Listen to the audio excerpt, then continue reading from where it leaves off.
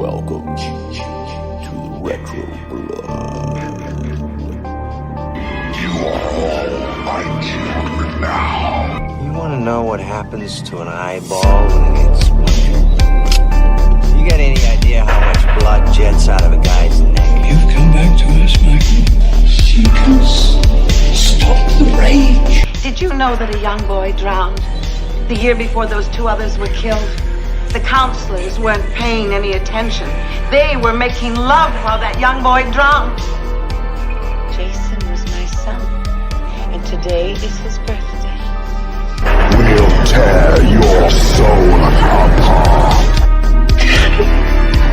Get me back my head. Get me back my head. Don't be afraid. No. Be afraid. Be very afraid. Welcome back, everybody, to the Retro Blood as we enter our Halloween month here on the Retro Blood.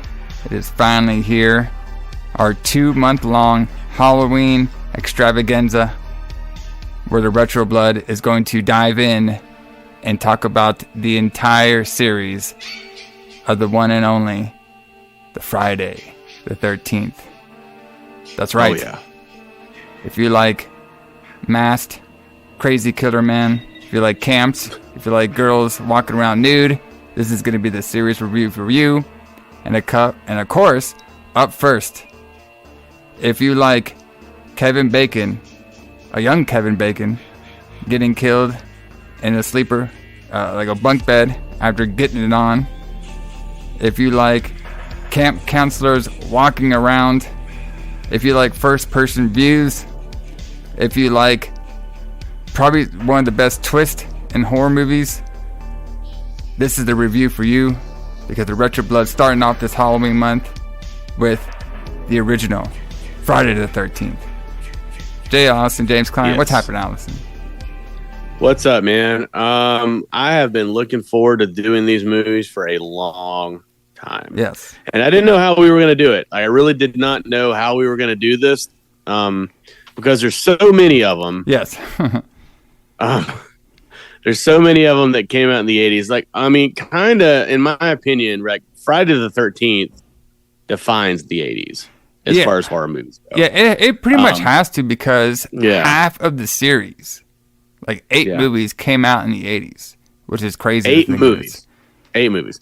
We're doing 8 of these motherfuckers. Yeah. Like, it kind of reminds me, so we would later kind of see this later on if we go to the 2000s when we're talking about Saw. But, like, in the 1980s, we did have a lot of franchises starting. But, Yes. this franchise is, like, not only did it start, but it also kind of, like, peaked in the 80s as well. So it's it definitely peaked. Yes. Well, It basic definitely goes to peaked hell. in You the know 80s. what I mean, brother? Bring that back. But yes, it's definitely starting to peak over here. And this is one, and then, we're going to be talking about this like the whole 2 months. But 2 months. these movies, these Friday the 13th movies, like, you can see the blueprint in, like, a lot of these films, even some films that we've already done, when it comes, like, The Burning, Sleepaway Camp, you know what I mean? Yeah. Final Exam, just like these films that took a lot of elements from Friday the 13th series when it comes to either being out in the woods or, having a crazy, stalker, in there. So Yeah. it's just crazy to think how, like, this series is, like, I would say, like, evolved the horror movie genre.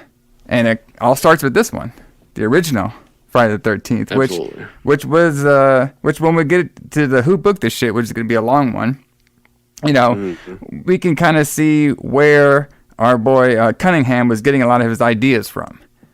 So it's pretty crazy how they all, like, kind of, like, mix together when it comes to, like, the 3 big horror films that are all kind of, like, made in the 80s, which is, like, Halloween, Friday the 13th, and of course Nightmare on Elm Street, and how they kind of, like, all, like, linked together in a way. So, but we'll get on to that. Yes. So, but yeah, this is gonna be crazy 2 months over here in September and October, and of course we have a shit ton of extras coming your ways as well too. Drop it on the Retro Blood feed. We'll do a couple lights out. And of course, we're going to do the Retro Blood shorts that you can find on YouTube. All the links are in the descriptions for every show we dropped. But Allison, how you doing, man? How's everything? Doing good, man. Doing good, man. It's a great day. Yeah, good day. Still hot as shit. Yes. But so I'm pretending that it's fall, even though it's like 90 degrees. Well, outside. we're in summer camp now, brother. We just arrived. We're smer camp. You're right. We're in summer camp. But Blood.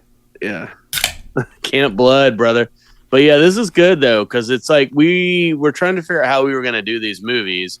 But and since honestly, since Retro Blood started, in its infancy, when it was a little baby podcast that we didn't know what we were going to do or how we were going to do it, we wanted to have a big Halloween.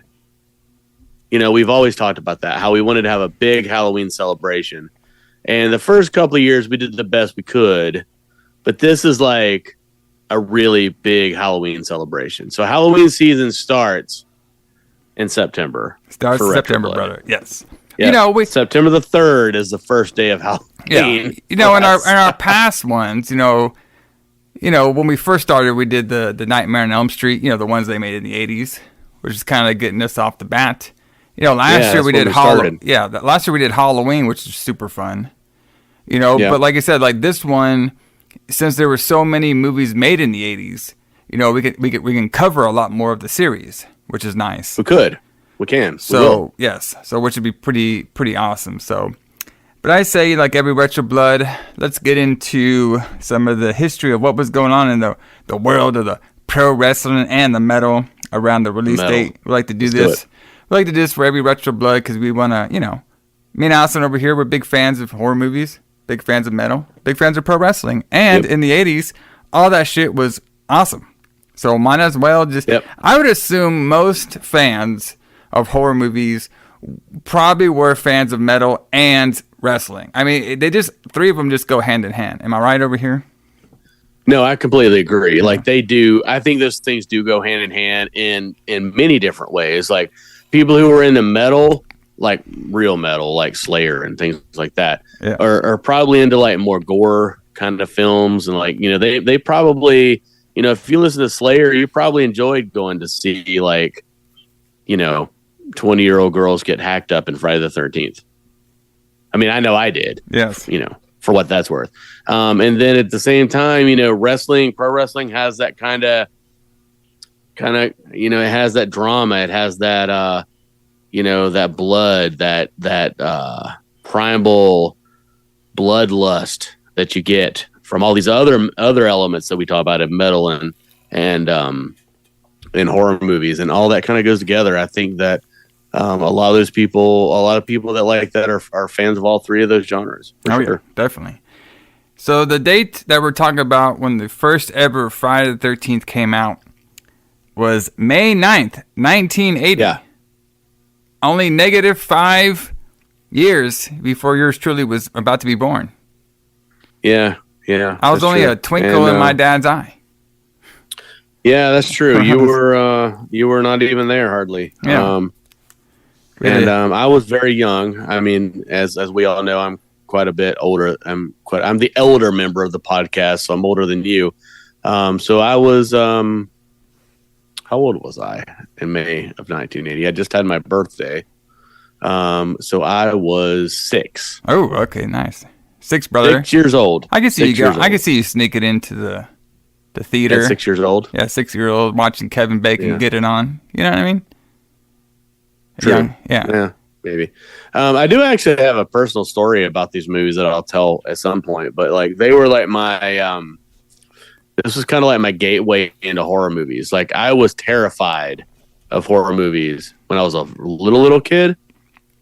But then once I discovered horror movies, like Friday the 13th was like the first horror movie it's probably one of the first horror movies that I watched. But it was like, I remember being terrified of the Friday the 13th movies. And then once I became a horror fan, I love the Friday the 13th movies. It's like this weird thing. Like, I can remember being terrified of them and then loving them at the same time. Yeah. So it's weird. Yeah, we'll get into that as we go down the. Oh, we will. The rabbit hole of the Friday the 13th franchise. But on that though, like actually this Friday the 13th was like the last kind of horror movies I watched. Like I watched all of them before I even watched any of these, which was crazy. Really? Yeah. So interesting. It wasn't until that I'm pretty sure you're watching it the same way I am, which we got the Shout Factory 4K box set. You know what I mean? Yeah, I was going to ask you how you watched it, but that's exactly how I'm watching the Shout Factory. Bro, you have to, man. That's okay. So shout out to Shout Factory. They released a box set. What was it, like a year or two ago? And me and you bought it at the same time. No, it was more than that. It was probably 3 years. Yeah, 3 years ago. Yeah, we bought it at the same time, and it was fucking awesome because you got pretty much all the movies in like 4K scans. Yes. So, I mean, you gotta watch it that way, brother. And of course, me and Alice, we both watched the uncut version, of course. All right. So we didn't even. So that's weird. Like we're like on this. Like we're like horror brothers, like horror bros. Like we didn't even talk about that. But of course, we watched the uncut version. Of course, you're gonna watch the uncut version, brother. We did. This is retro blood. We don't play around. Yeah. Even though we don't do cut shit on here. We will talk about the theatrical one though, because that one is interesting in its own way. But it's hardly different. Yeah. But let's get into some of this pro wrestling and metal. Yeah. But so not a whole lot in the wrestling world going right now. We got Harley Race as the WWF champion, kind of doing his thing, or like Harley Race as the NWA champion. Sorry, doing his thing. But there's something I found that I kind of want to talk about a little bit. It actually was happening in New Japan. All right, around the 80s. And I want to bring this guy up because he is a pretty prominent figure within the world of Japanese wrestling. And at this particular time, he actually won the WWF's Junior Heavyweight Champion. Like he was a champion. And he was actually defending that Junior Heavyweight belt around the globe right now. And that is one Tetsuya Fujinami. Okay. All right. And we know Tetsuya Fujinami actually went into the WWE Hall of Fame. I'm pretty sure that's the one that Ric Flair. He did the whole speech about him getting to the Hall of Fame. But during his career right here, basically he was traveling around the globe and defending the junior heavyweight title in different territories.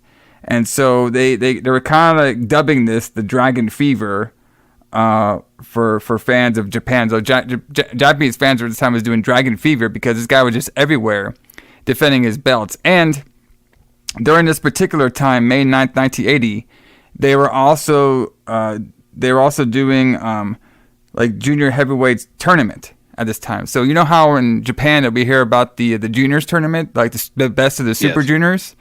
So Tetsunami was kind of like the founder of that because he would have these matches with a lot of like light heavyweights like talent around the world.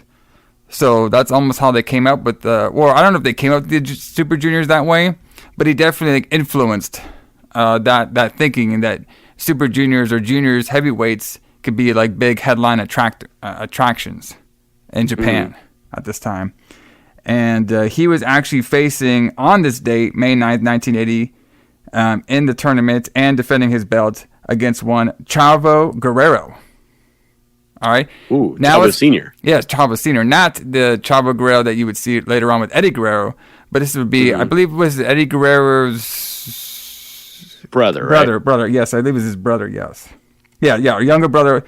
Eddie Guerrero was his younger brother. But Chavo Sr., he was a pretty prominent figure in light heavyweight wrestling action around this time too, because he was one of the big stars that would go to different territories as well. Like he would go to Japan. Yeah. I mean, you see him pop up in Japan. You would see him pop up in WWF, and you see him pop up in Dallas as well too, WCCW. So he was definitely a prominent figure, and he was a damn good wrestler as well too. So. Oh hell yeah, it was, and we did see Chavo Senior in WWF for a while. That's right. You remember that? Yeah, he was coming Chavo out. Classic. Yeah, Chavo Classic coming out there. Yep, doing his thing. That was pretty. That was great. They were that's when weren't they doing stuff with the Undertaker? I believe it was, or something like that. I barely remember that, but I believe so. Yeah, but Chavo Classic, what came out with Chavo Jr. That was it was fantastic. So this I just want to bring that up really quick.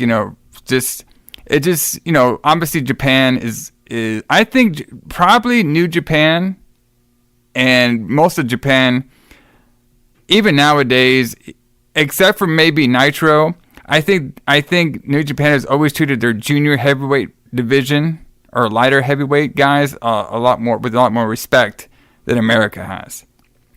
Well, yeah, but that makes sense though, right? Because most Japanese and Mexican wrestlers are lighter. Yes. So when they come here, they kind of have to do that because they're all like small compared to Hulk Hogan. Yeah. And especially in the 80s.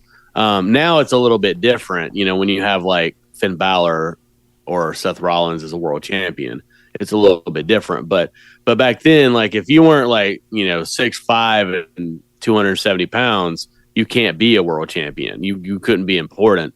So I think that the Japanese like really changed the way people thought, and they paved the way for people like Shawn Michaels and even Bret Hart. Like I don't know that Bret Hart would have been as big as he was if it hadn't been for people like Fujinami. Yeah. Yeah, like at least bringing some of that to the States, where you can see like these lighter guys wrestle really well. Exactly, and even Bret Hart, I believe, said when Fujinami was inducted in the Hall of Fame, I think Bret Hart said, "I want to be the wrestler that Fujinami was," which I mean, like to me, I mean, like I can't be hyperbolic to Bret Hart. Like Bret Hart is a god as far as I'm concerned. Like he is like the god of pro wrestling. Like it doesn't get any better than Bret Hart. So for me, for Bret Hart to say that I wish I was this guy, to me, that's as high a praise as you can get. Yeah. To me, to be perfectly honest. I think our boy Chavo Guerrero Classic was a big fan of Friday the 13th. He could have been. He very well could have been. I'm pretty sure he was. I'm pretty sure you saw us at the late night drive-in. Yeah, him and Fujinami went to the drive-in to watch Friday the 13th after their match. Yeah, I could see it. I could see it happening. So what do you got going on in the metal? Man, metal. So there was a lot going on in 1980 and not a lot going on in 1980. Yeah. So 1980, so as we've talked about many times, 1980 is like this weird transitional year. Yeah. So the metal that we love didn't really exist yet. And the metal or the rock and roll, what you would call rock and roll music, I guess, from the 70s was starting to die out. So 1980 is this weird year that's got like half 70s and half 80s. Yeah. So we're looking at May 9th, 1980.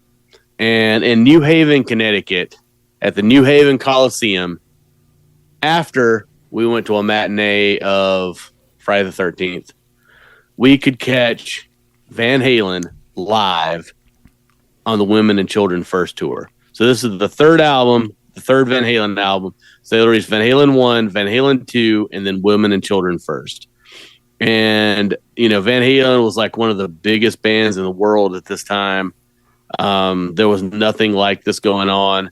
And you got to consider, too, that, like, all of this, like, music that people were listening to was, like, really kind of bombed by punk rock. So you had the Ramones, the Clash, the Sex Pistols, all these bands that came out in the late 70s, which I love all that music, too. But they kind of, like, got rid of the technical aspect of music. And they kind of returned it to like the 1950s aspect of like the chugga chugga, rock and roll, three chords, three chords and the truth, like the whole like original rock and roll aspect to it. But Van Halen was like one of those bands that came out of that scene as a success. And, they were on tour for the third album in 1980. Playing some amazing shows, and they really they would be like really like the forebearers for what we would think of as '80s hair metal. '80s hair metal didn't exist yet. It's May of 1980, so this doesn't exist yet. So that's what you got to consider. Is like there's no Motley Crue, there's no Poison, there's none of that. None of that shit exists. No Dokken, none of that stuff exists. So you have Van Halen, who they're so far ahead of their time that they're like this, almost like this hair metal band before there is hair metal. Like I don't even know how to put it into words. Like you kind of have to see it to understand it. There are YouTube concerts from the Women and Children First tour, which we might post on Facebook if we ever get out of Facebook jail. Yeah, I need to work on that. But yeah, you need to get a lawyer. We need a retro blood lawyer to get us out of that'd be Facebook awesome. jail. Yeah, I don't know how this happened. I don't know how we got locked up. Yeah, I'm pretty sure there's some good horror movie lawyers out there we can find. There's got to be we have to have a lawyer that listens to us, right? Some of you have to be a lawyer. Yeah, they can help us get out of Facebook jail. But anyway, so Women and Children First was a good album. They opened with Romeo Delight, which was from Women and Children First, and then they played all the classics all the way up to Ain't Talking About Love, which is one of my favorite Van Halen songs. And then the encore was, of course, You Really Got Me, which is their cover of the Kinks classic. But yeah, so Van Halen was the biggest thing. If we were doing this in 1980, Van Halen and AC/DC would probably be the biggest bands in the world to us. Yeah. I would imagine. And Motorhead. Yeah, well, Black Sabbath would have creeped in there. Yeah, but Ozzy had already left Black Sabbath at this point. That's true. I mean, Dio was there, and I love Dio, so we might be going to see the Dio Black Sabbath, but like Ozzy wasn't there. So we got Judas Priest doing their thing. Oh, yeah, we got Judas Priest. Didn't Judas Priest release an album around this time, too? Yeah, I was going to talk about it, but it was in April, so we might just save it for like a 1980s release around April, because I want to do it like a long format album, because it's pretty great. That's the one where they did the breaking the law, brother.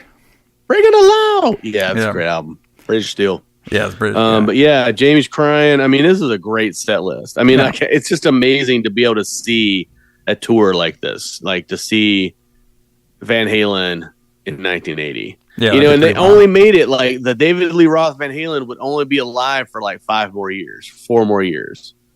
Like up in 1985, Van Halen or David Lee Roth would leave Van Halen. Yeah.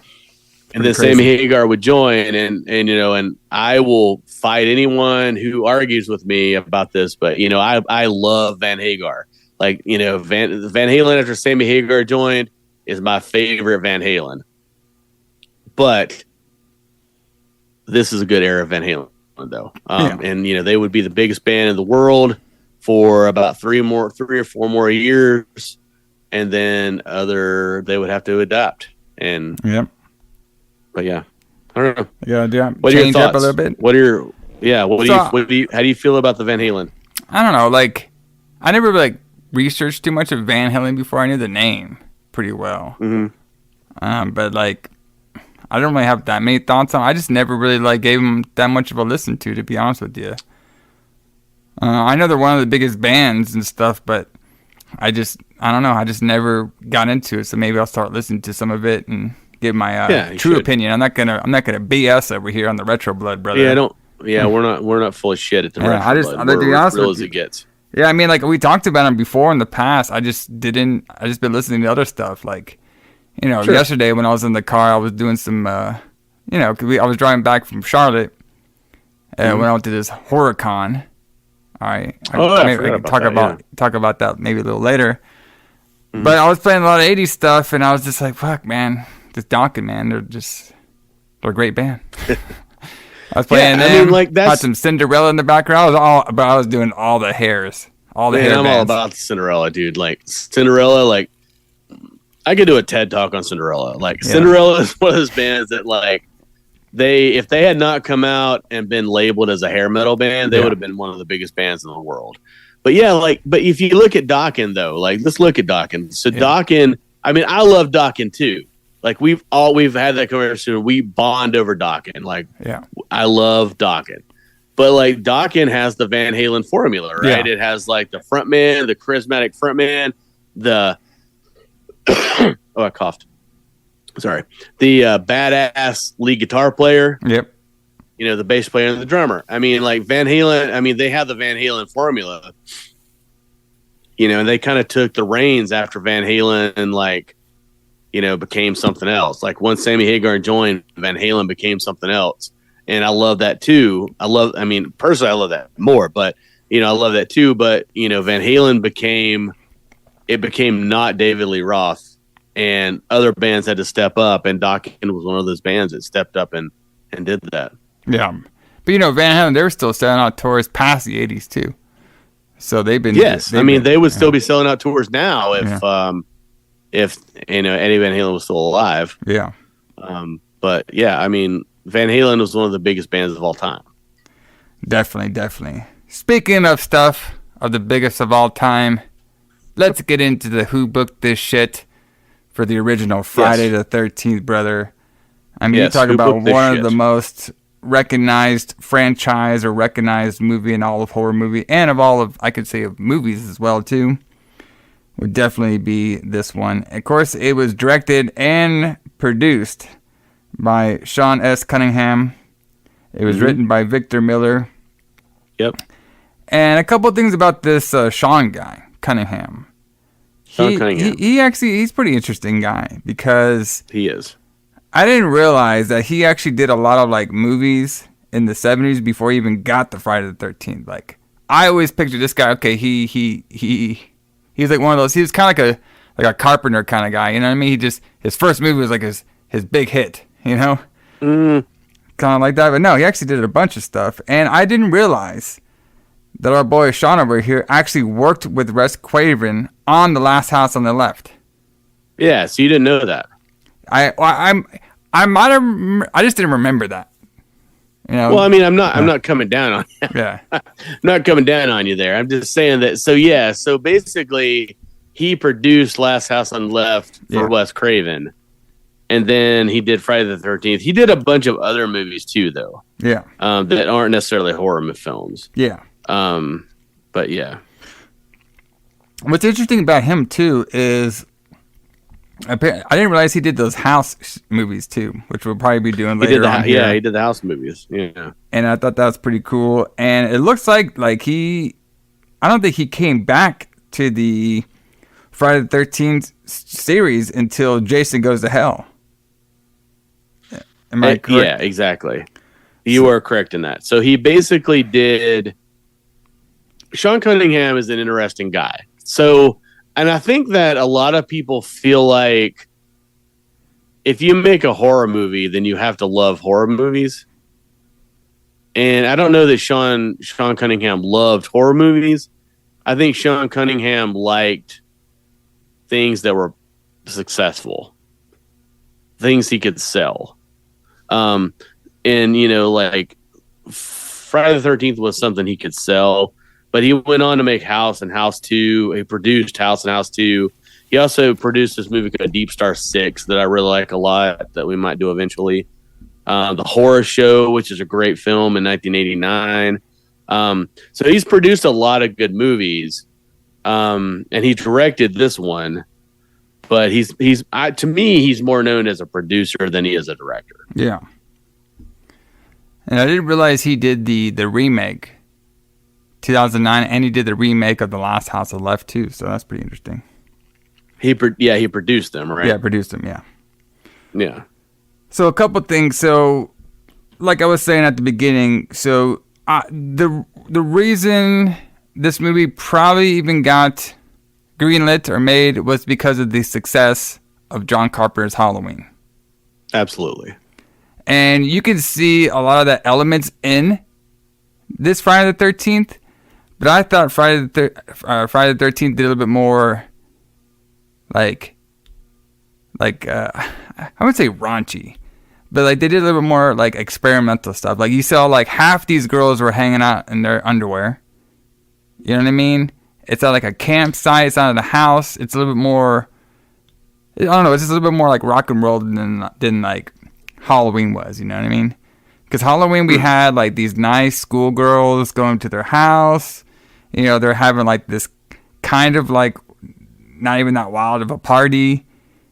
You know what I mean? It's very the formats were similar, but I think the characters were a little bit more. I would say a little bit more like realistic, maybe in Friday the 13th. Okay, yeah. You know So what I you mean they're more realistic in Friday the 13th than Halloween? Yeah. Yeah. So I was going to mention that as we talked about the movie, but one of the things that I noticed about the movie watching it this time, under maybe a more critical eye, is that it looks very real. Mm-hmm. And I don't mean like the murders and things like that, and like the Tom Savini's effects and things like that, but it's like people in a lot of ways act the way they would in real life, not in a movie. If that makes any sense. Yeah. Like the counselors, like parts of that. Yes, like for example, like the scene, and we'll talk about this when we get into the movie in more in depth. But like the scene where like Kevin Bacon and his girlfriend are about to have sex, and she's taking off her clothes. So like she takes off her pants, and like it pulls like part of her underwear down, and then she pulls them back up. Like that's real. Like that's something that could really happen, and probably would really happen. Whereas in Friday the 13th, I mean, in a Halloween, they probably would have reshot that to where it looks perfect. You know, like she pulls her pants off and then she takes her underwear off or whatever, and it looks perfect the way we want it to look. It just looks like it's almost like you're watching through the window, like you're a voyeur or something, like watching through the window. It just looks very real, and that's one of the things I love about this movie is that it looks very real and realistic. Yes. So apparently Cunningham, he put out like an advertisement to sell the film in Variety in early 1979. So while Miller was still drafting the screenplay, after casting the film in New York City, filming took place in New Jersey. In the summer of 1979, brother, this is crazy right here, on an estimated budget of $550,000. Which is like crazy to see how much this movie has done over time on that fucking low budget, which is crazy. Right.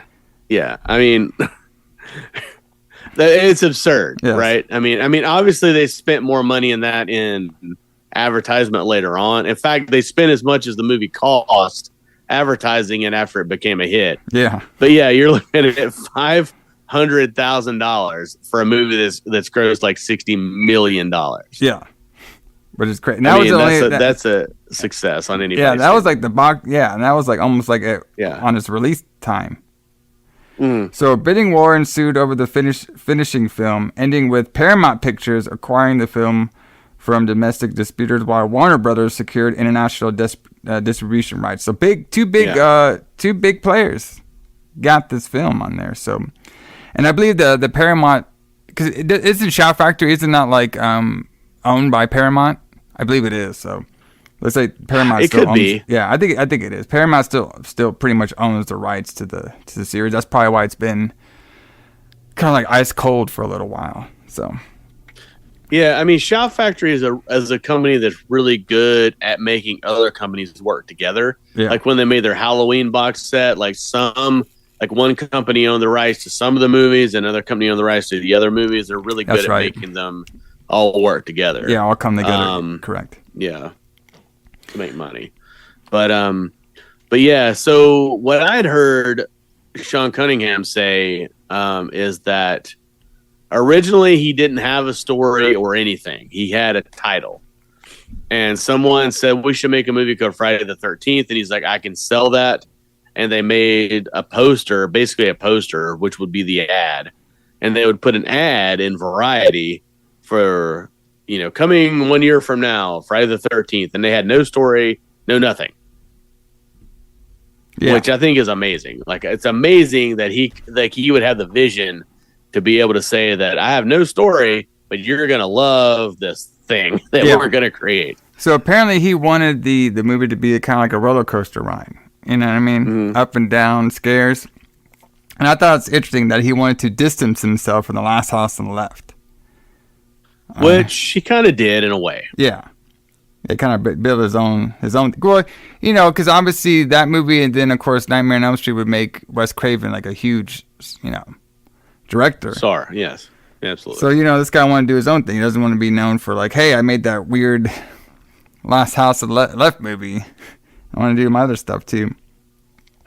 Yeah, so Last House on the Left, though, I don't want to veer too much off in a tangent, but Last House on the Left is an exception in that it's so dark. Yeah.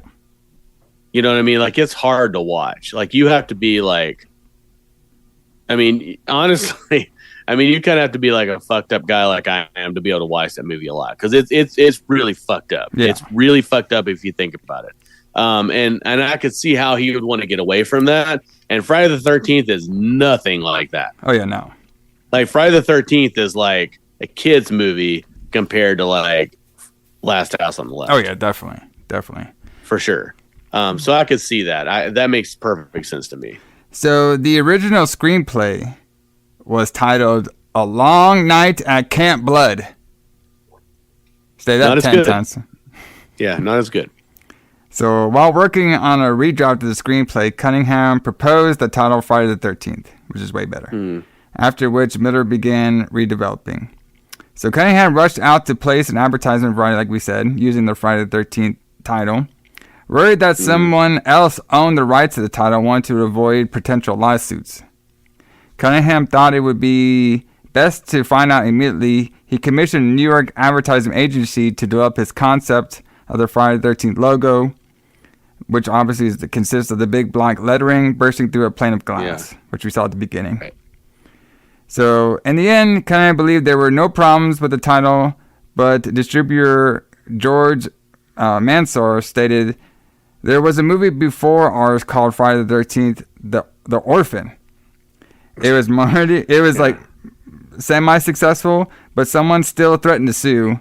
Either Phil paid them off, but it was financially resolved. So it was resolved over the time. Yes, but why didn't they just try to, like, so he makes it sound like they're like, well, let's put it out there and see if anybody sues us. Yeah. But why didn't they just try to copyright the name? Maybe it was a different time. Yeah. I don't know. But, like, why didn't they just try to copyright the name for the movie? Like, I don't understand that. Why they wouldn't do that. Yeah, I don't know. It's probably just like the way to do copyrights is like probably like a little harder back in the day, because it's not like you just go on the internet because Al Gore didn't create it yet. Well, true. That's true. Whereas like with us, we can just copyright our shit on the internet right now. Yeah, exactly. So the screenplay was completed in mid-1979 by Victor Miller, who later went on to write for several television soap operas, including One Life to Live and All My Children. Yeah, can you imagine? We had some drama on here, brother. You know what I mean? We had Steve. We did have some drama with his shirt off half the movie. Trying to get in the pants of Alice. Yeah, there's a little drama going on here. The first thing I think of when I hear that, though, is like all of a sudden in One Life to Live, there's like a serial killer that's like starting to kill like all the girls on the show. Like, I mean, you know what I mean? Victor Miller was a writer. He was paid to write this movie and he wrote it. He was paid to write One Life to Live and he wrote that. But like, it's just funny for me to think about that. I think it's hilarious. So apparently there was some little bit of not too much drama here. Maybe like a little drama. But apparently Miller, so when they were making the film, Miller's like he wanted to make it the serial killer who turned out to be somebody's mother. So he that was his idea, making the mom the killer. So okay, so we're gonna go there. All right. So I was gonna talk about that before the show. So we're gonna just spoil who the killer is, but that's all right. Okay, if you haven't seen this fucking movie yet, I don't know what to tell you. Okay. A lot of people maybe haven't seen this. Like some people maybe haven't seen this, but all right. I can't name anyone who hasn't seen it that's probably going to watch it. But all right, fine.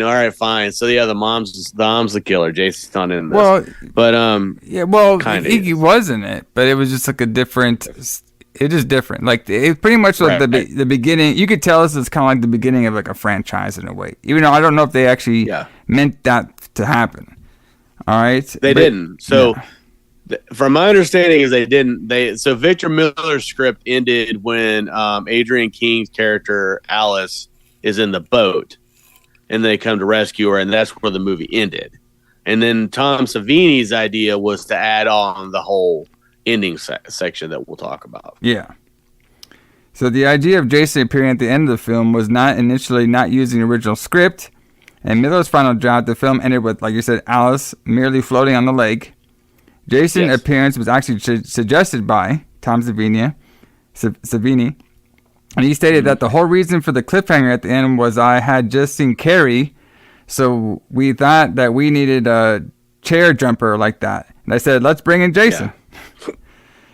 So, I mean, technically, that was a good idea to do because he, saved, I think it worked. Kind of.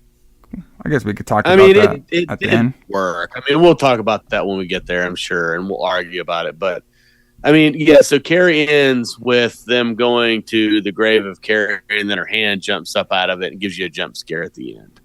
And so he wanted to create that for Friday the 13th because we didn't have an ending like that. But, you got to consider, too, at the same time, is we're not looking at sequels, really. Yeah. None of these people are thinking about Friday the 13th Part 2. They were just let's make this movie. Let's make as much money as we can, and then we'll move on to the next movie. Yeah. To be honest with you. So, speaking of Savini, so he was hired because what he did in George A. Romero's Dawn of the Dead. Check that out in the archives better. Retro Blood. Check it out. We just talked about it. Yeah. Just talked about it, yeah. Savini's design, he contributed to the crafting effects of the axe scene, the arrow scene, and of course the slitting the throat scene. Which is crazy because I'm pretty sure most of those didn't happen in the theatrical version. No, they all did. They all happened there? Okay, because I remember the theatrical version had a lot more, it didn't show as much. It was a quick. They would cut a lot of scenes. Kind of. So, I mean, the theatrical version and the unrated version are 11 seconds difference. Yeah. I mean, so the difference in those two versions are they linger on the dead bodies a little bit longer by a second or two. But, it's really the same movie. I mean, it's barely any different. But it does show Savini's effects a little bit better, the unrated version. Yes. So I'm not going to get into the whole cast, even though the big one that stand out to me was Kevin Bacon. Of course. I really like this Kevin Bacon guy because have you ever seen the show The Following? I have. Okay. So I love that fucking show. I thought that was a very creative great show at the time with him going after that cult Edgar Allan Poe killer and shit. He killed his wife and he couldn't prove it and shit. That shit was wild, man. That was a wild show. And he's still doing it, man. This Kevin Bacon guy is still out there. He had that Peacock show that was about him. I don't know I haven't seen it yet, but it looked pretty good. They, them, or something like that. So he's still out there doing his thing. He is. So this is one of those things that makes it. I guess the difference between you and I, as far as it's to hear you say this Kevin Bacon guy is still going. I mean, Kevin Bacon is one of the greatest actors of all time to me. He's I think he's an amazing actor. Yeah. I mean, that would be like what you just said was be like saying that Robert De Niro guy, he's a pretty good actor. He's still acting today. Yeah, it's not that bad. You know what I mean? He does fucking Kevin Bacon. He was in Footloose. I mean, what the fuck? I mean, he was in Footloose. He was in a million 1980s movies. I mean, there's even a game, 6 Degrees of Kevin Bacon, that are based around Kevin Bacon's career. Yeah. But he started here in Friday the 13th. Can you believe that? Not in this movie enough. It's just but wild, he was fantastic. He was great. Yeah, it's weird to think that he was, that he started in this movie. Well, we talked about that before on a couple of our past episodes of we have big time celebrities starting out in horror. I mean, we had Johnny Depp, in Friday and Nightmare on Elm Street. You know what I mean? Absolutely. We have, Kevin Bacon over here.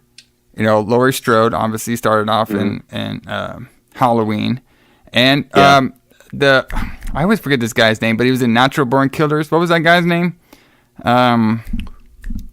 Woody Harrelson? Yeah, Woody Harrelson. He was in Texas Chainsaw Massacre 4, I believe. Okay, so we always thought of these big time actors come from, a lot of them come from like their first movies are in horror movies, which is crazy to think about. Yeah. So, but something I want to talk about here too is the iconic sound. Yes. The chipper chur, or the cha cha cha, whatever you call that shit. How did you explain it? The cha cha cha. You probably heard that our intro shit. What? That's the iconic fucking Jason sound. He comes in, well. It is. But it's funny. Right. It's supposed to be. That took me off guard. Well, you know what's crazy about it though? It's supposed to be the Jason sound, but he didn't originally use it, brother. He stole it from his mom. Right. So Okay. yeah, that. Yeah. The chipper. brother, that's why I said. Yeah, we'll call it the chipper The sound, chipper 'cause sound. I like that. But yeah, so so that was supposed to be Henry Manfredini wrote the soundtrack to this. So I think the soundtrack to this sounds very much like the soundtrack to Psycho. Yeah. Like it sounds like a Bernard Herrmann soundtrack. But yeah, like that's like a very like that's like the Friday the 13th sound, right? Like that's iconic. It's an iconic sound. Yes. Yeah, it's amazing that you would create this iconic sound, but if I'm not mistaken, when he did that, he was trying to say like killer mommy is like what he was trying to kind of killer like, mommy, articulate in this like sound that he was doing. Like I don't know, I guess you have to see the movie, but you should have watched the movie by now is what I'm saying. But so I didn't realize this, but apparently he came up with the idea from Jaws. Because that makes sense. Because he when he read the script trying to make the music for it, the mom doesn't show up until the end of the film, but we had to establish there's a killer around this presence. So kind of like how Jaws was, we don't see the shark until close to the end. We have to create a suspenseful sound to make there's danger there. Right. So that's interesting that you would say that, because in Jaws that existed because the shark prop didn't work. Yeah. Like they had a mechanical shark that they were trying to use and it didn't work. So John Williams created that dun dun dun dun sound for that represented the shark, because they couldn't show an actual shark because they couldn't get the mechanical shark to work. But they took that and Henry Manfredini took that and used it for this movie to show the killer, even though the killer's not really there. It's brilliant, really. I mean, it just shows you like the power of music to me. Like it just shows you how powerful music and important music is to a movie. Yeah, definitely. So, which is also interesting about Friday the 13th too, was in the year that it came out, 1980. It was the 18th highest grossing film of that year. But it was facing some competition, as in The Shining, Dressed to Kill, The Fog, and Prom Night. So, and it was like, so of the 17 films distributed by Paramount in 1980, only one, Airplane, returned more profits than Friday the 13th. So out of Paramount, this is their highest grossing film besides Airplane in 1980, which is crazy for a big ass studio like that. Based on what it cost. Yeah, based on what it cost. Oh yeah. Yeah. Well, yeah. I mean, I guess that makes sense, right? Because it cost like $500,000 to make, and then it made like $60 million. But yeah, so this is May the 9th. So May the 25th, around Memorial Day weekend, was Empire Strikes Back came out. So you got to think about that. So like this movie played for like 2 weeks, and then the Star Wars sequel came out. Yeah. And I do remember this, like specifically being like a little kid and waiting on that Star Wars sequel. That was like the biggest thing in the world. Oh yeah, definitely. As far as I was concerned.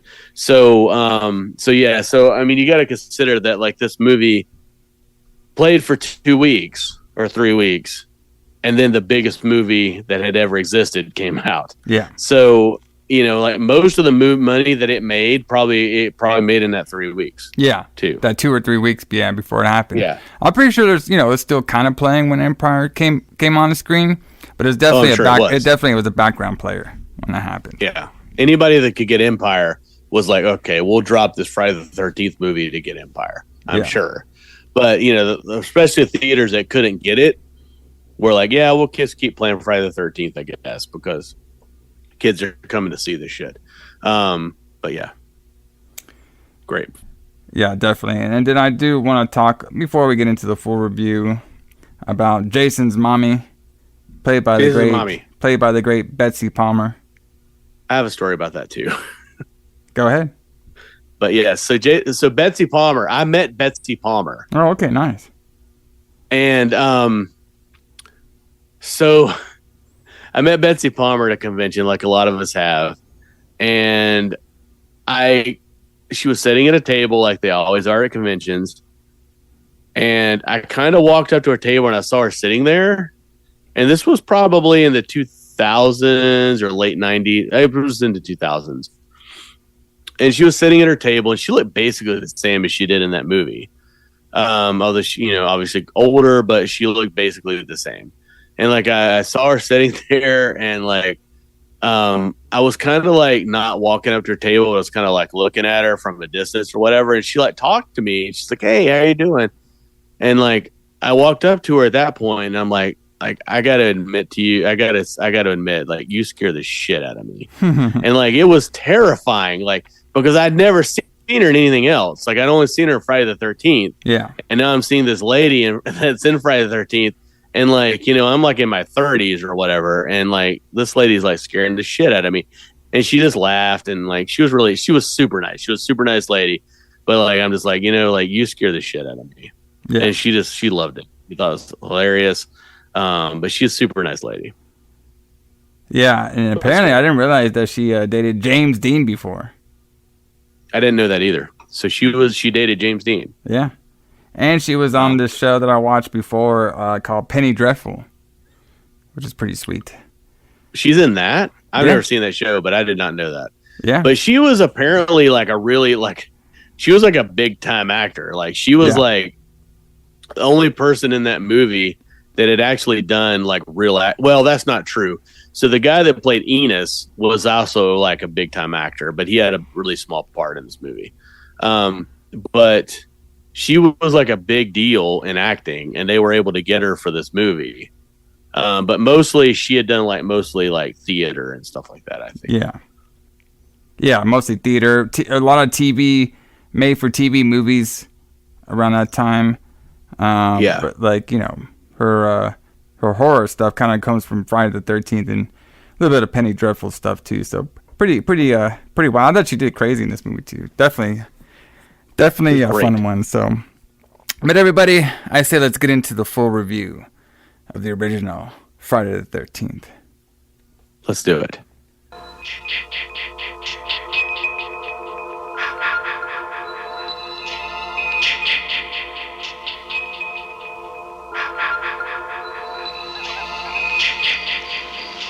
Hello?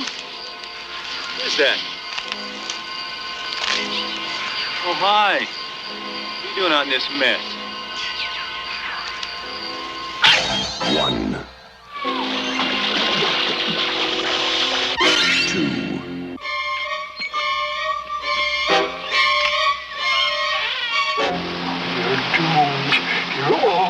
2, 3.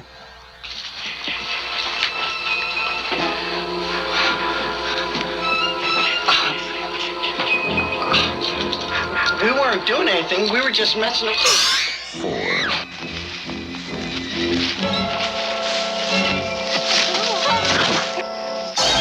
5. 6.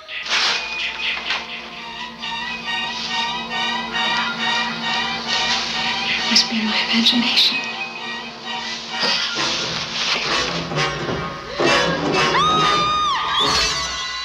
7. Can I help you?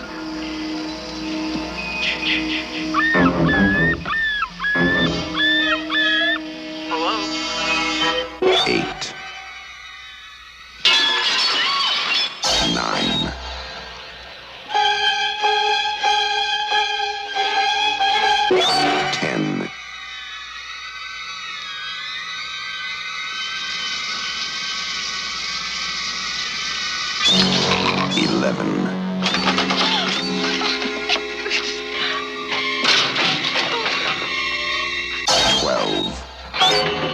Friday, the 13th.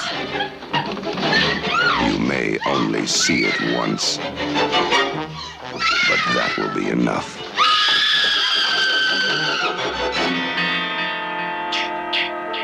Friday, the 13th.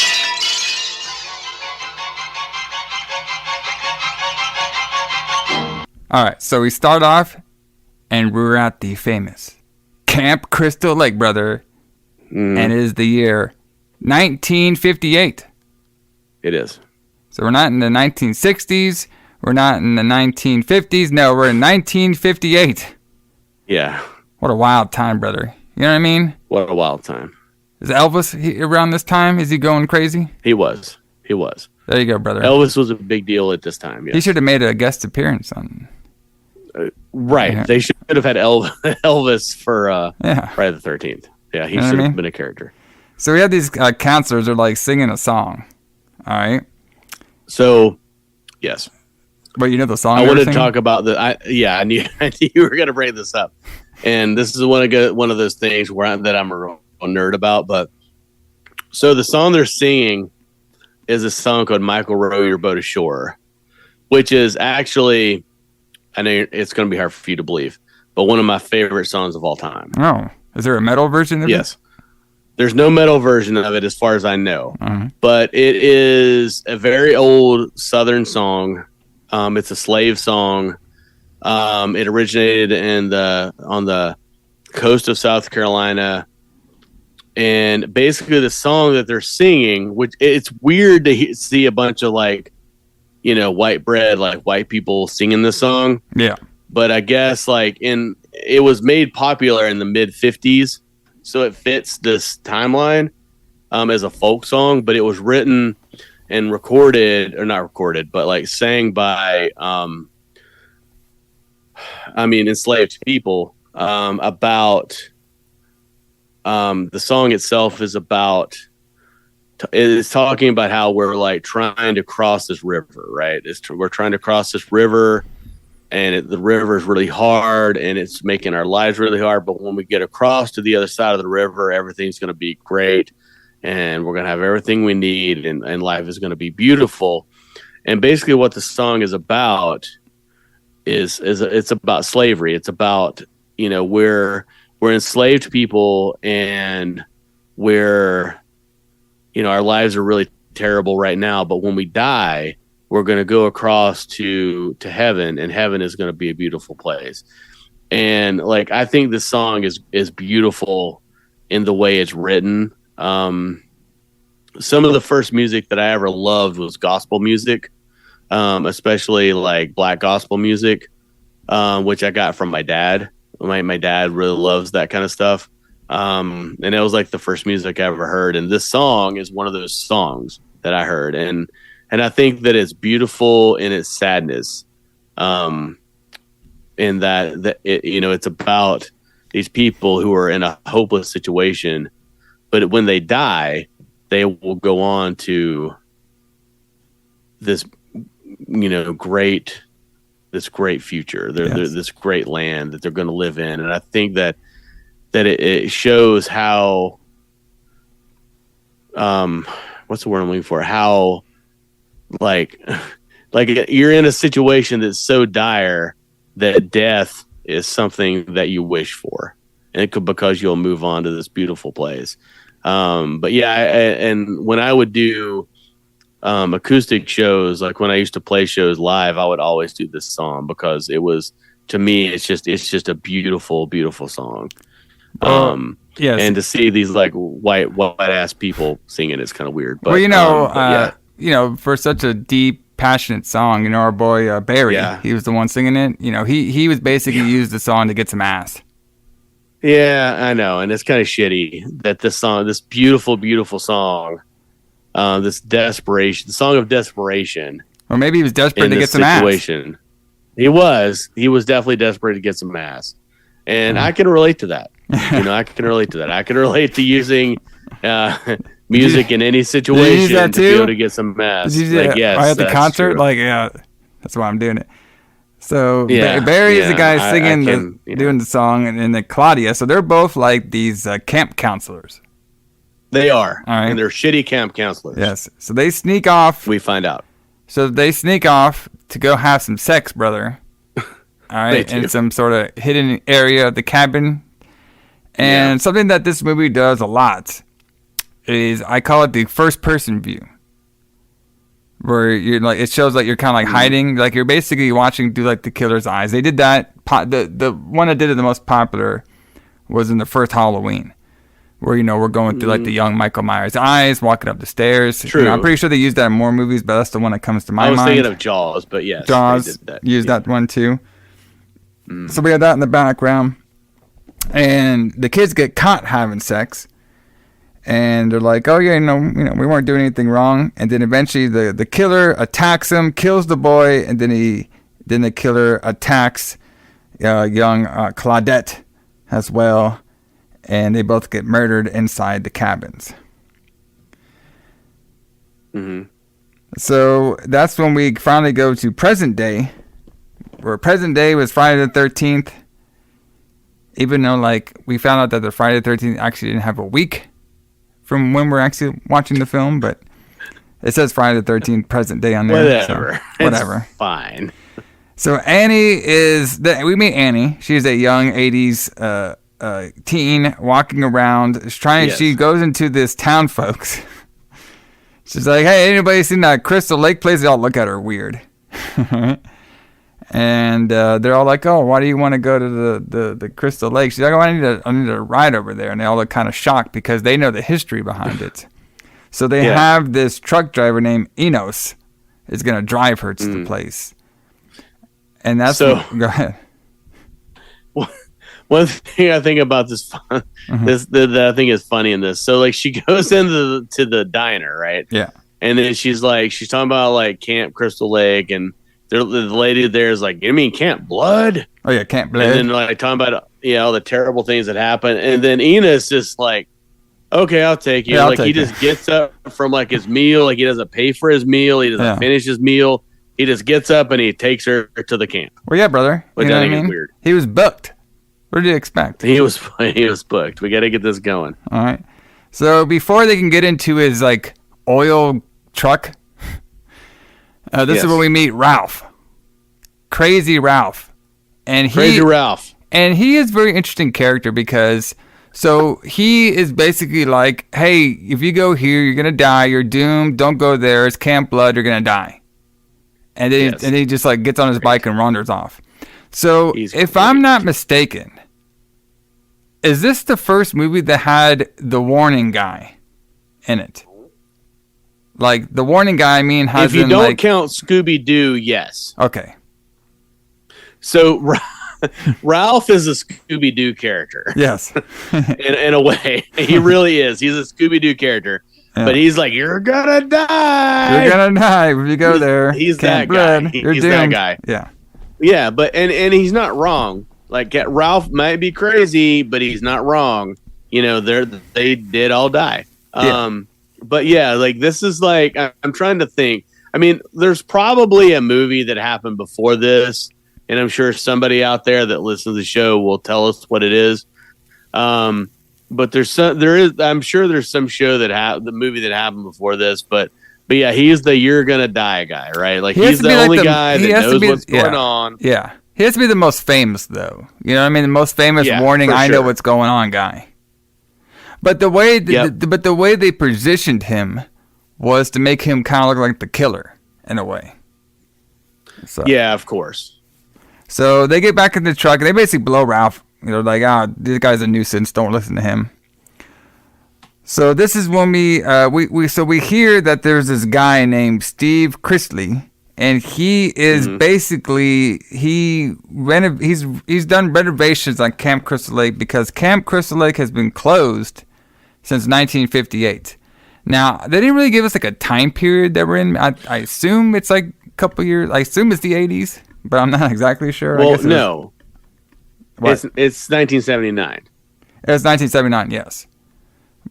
So they say that in 1958 they had these kids that were killed. Yeah, they closed it. But then Enos says that in 1962 something else happened. The water was bad. The water was bad, right? Yeah. The water was bad, and they've never reopened it since then. Yeah. So this is the first time they've tried to reopen it since 1962. Yeah, and then he was all like, so did he like tell you what was going on in this place? And she was like, no. No. He's like, okay, well, then he goes on, it's like, we had this kid drowned there before in 1957. Then these murders happened in 1958. These two counselors got killed. And then they tried to open it up in 1962, but there was like bad water going on. So like in Enos' view, like this Christie guy's just throwing his money away because like a money pit, because he thinks the place is cursed. It's just a cursed place. There's all this tragedy out here. Nobody's tried to rebuild it or reopen it, and he just like it's money pit. And he's like, if I were you, like I would just quit. Like I wouldn't even go there. And then it's like, well, I can't quit, because I'm a go-lucky teen. Yeah, why not? Yeah. I can't quit because this is the world to me, right? And Anna, her job is she was the cook. She was gonna make like all these fucking kids a bunch of food and shit. Yeah, and she never makes it to the camp, but yeah, she. I wonder if she would have been a better cook than the one from Sleepaway Camp. Probably if she'd gotten the chance. So now I thought this part was a little funny. We have like this like random like country music playing in the background. So this was great. And we see two guys and a girl, and like I haven't seen this movie in a while. And I flip it and I was like, oh fuck, that's Kevin Bacon. I totally forgot he was in this fucking movie as Jack. So he's there. Jack. We have Jack on there. They're all driving around, probably doing some weed and shit. What else do we have? I think it was Brenda and Ned, I believe, right? Yeah. Quote unquote, they do weed in the truck as they're driving, but they're doing the weed. But so it is weird. It is weird to see like we can't watch it in 1980s eyes really because we know who Kevin Bacon is. Yeah, no. But like if we'd watched it in 1980s eyes, this would have just been some unknown actor. It's been some dude. Yeah, some dude. But now when we watch, you're like, holy shit, that's Kevin Bacon. I know, it's crazy. But yeah, so they're as you say, doing weed in the truck as they're driving to the camp. You know what? What also happened to me recently too, and this is a little hint. What? This is a little hint for our Retrobud shorts. Was when I saw fucking oh fuck, the name just killed me. When we saw Henry Cavill in fucking Hellraiser. Yeah. Hellbound, in 2006. I was like, what the fuck is he doing in here? So this guy's a real actor. What is he doing making a Hellraiser movie? But like it's just crazy. Sometimes it's just crazy to see like young actors, like you know what I mean, in like horror films, and you go back and watch them, like, whoa, what the fuck are you doing here? So they go by the famous sign, the three kids, the welcome to Camp Crystal Lake, which that sign is iconic. You see it everywhere. Every horror movie convention pretty much has a welcome to Camp Crystal Lake sign at them. So it's probably one of the most iconic symbols within the horror genre. So now this is when we meet Steve Chrisley. He's like the guy. Who? Eve? Steve. Yeah, I said Steve. I know. I'm agreeing with you. Oh, okay. I thought you said Eve. I was like, no, Steve. I thought his alter ego or something. But anyway, this guy, like, he's like, I'm just gonna have my shirt off the whole time. Okay, he had the fucking shirt off. He actually looked like somebody from Scooby-Doo too. This guy had his shirt off and stuff, little red bandana by him, cutting down a tree. All right, this is when everybody introduces each other. They all help him out with a stud. And they're all like, we're just getting everybody introducing to themselves. And we find out that there's another person here. There's two other people here. Name is Bill and this girl named Alice. So we have two more people in the. So we're basically meeting all the characters right now. And Steve is clearly fucking Alice. Well, trying to at least. Or at least he used to. No, he definitely is. I mean, she's like, well, last night you didn't blah blah blah. No, that's about. Well, it sounded like he's they were definitely fighting. fucking another counselor. Yeah, because the next. Well, they were. Yeah. Because of his behavior from the night before, but like they were definitely. Yeah, he was definitely fucking another counselor. Yeah, so basically, like, we saw the scene with, like, Steve. This is the scene you're talking about with Steve Allister, like, fixing a gutter. Yeah. And I guess she was the one who was, like, the architect, you know, because she was, like, doing drawings of the places and shit. And then they start, like, you know, you could tell, like, there's some tension between them, like, they probably fucked or they've been fucking. And then she's like, and I guess, like, Alice is not having this. Like, she kind of wants to go back to California. And our boy's like, Steve, he's like, every guy's like, just give me a week, brother. Just give me a week. Just give me some time. Just give me some time, brother. Just give me some time. You can stay in this shithole in Hope, New Jersey. Yeah. It'll be fine. Yeah.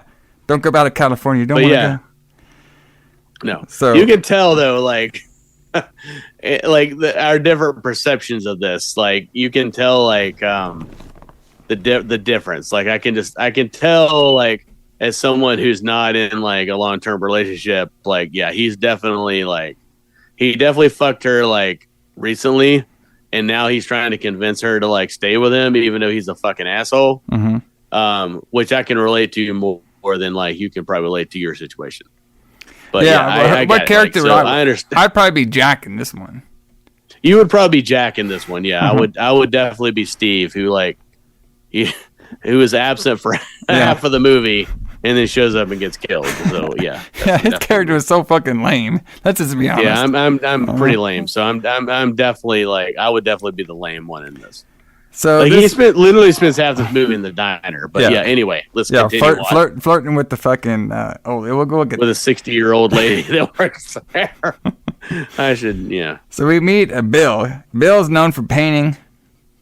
That's what Bill does. And then during all this stuff, we see a lot of the first camera view. Which I liked that this movie. I think, like, a lot of like horror films, like, if you don't have too much of a budget, the first camera view is always, like, a good idea to do. You know what I mean? Because, like, you could tell there's, like, trouble. You know, if you just angle the camera in a certain way, or it looks like you're looking from stalking people from a long distance, it's always a really good tool to use in your tool bag. All right. Absolutely. So this is when Steve, he's basically talking to the crew. He has to go, he's basically saying, like, hey, wait, this Anna girl is coming here. She's going to be running the kitchen. I have to go pick up some stuff, all right, for this place.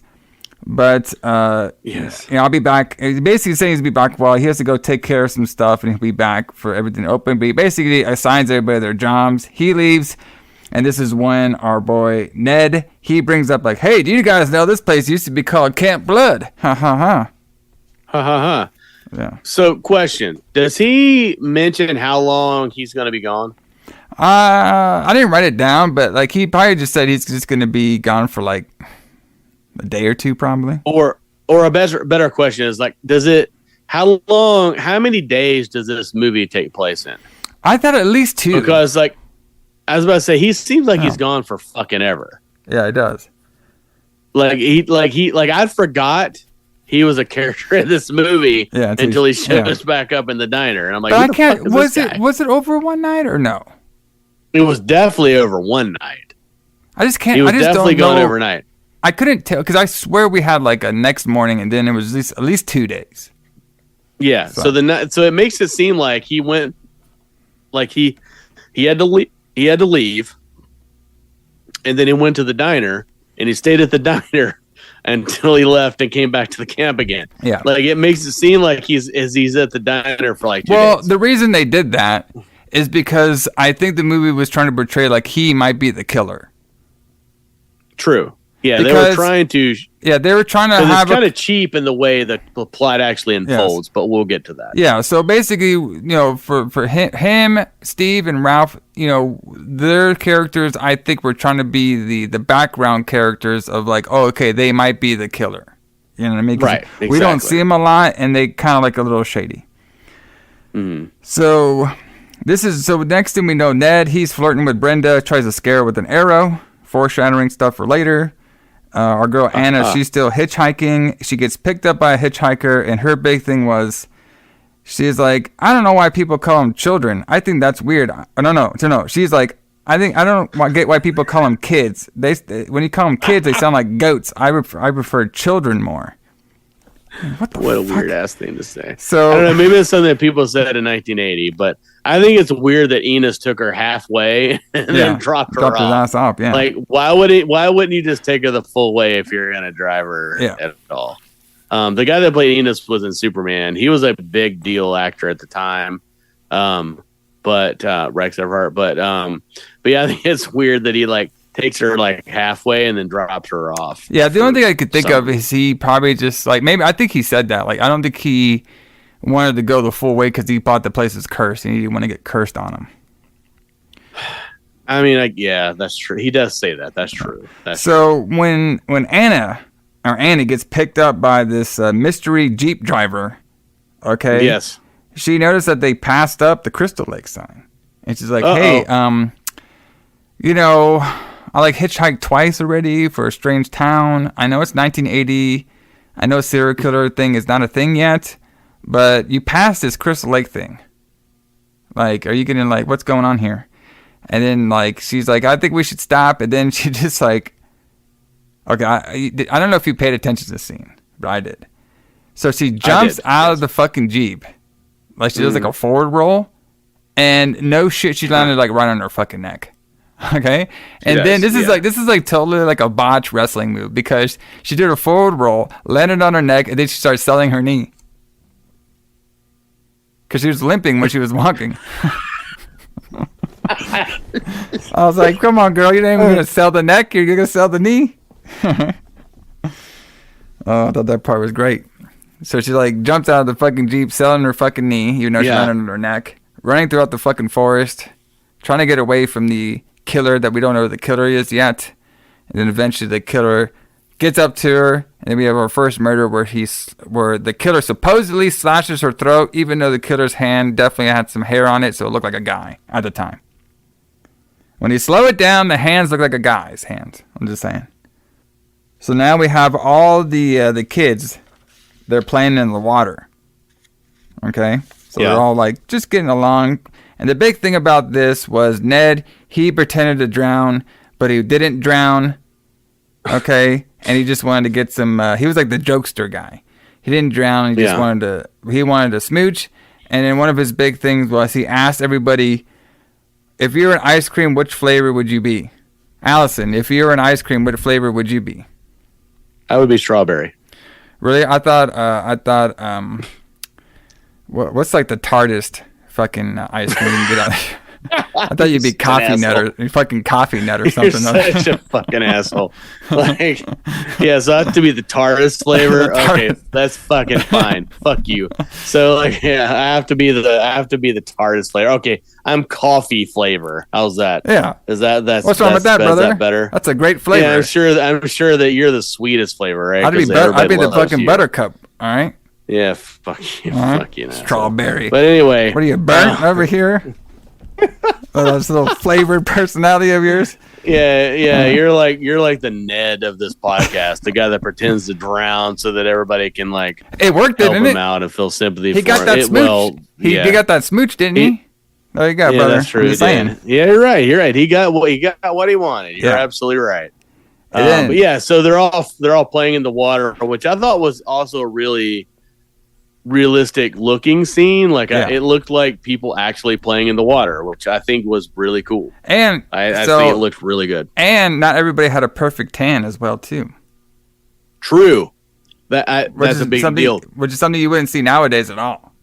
Nope. If in one of those damn Conjuring movies or whatever, like if they had a beach scene in that, everybody would have the perfect tan. Yep. Whereas here they don't. They have the pan lines. They look like real people. Yeah. Real people doing real things. One of the better things about exactly.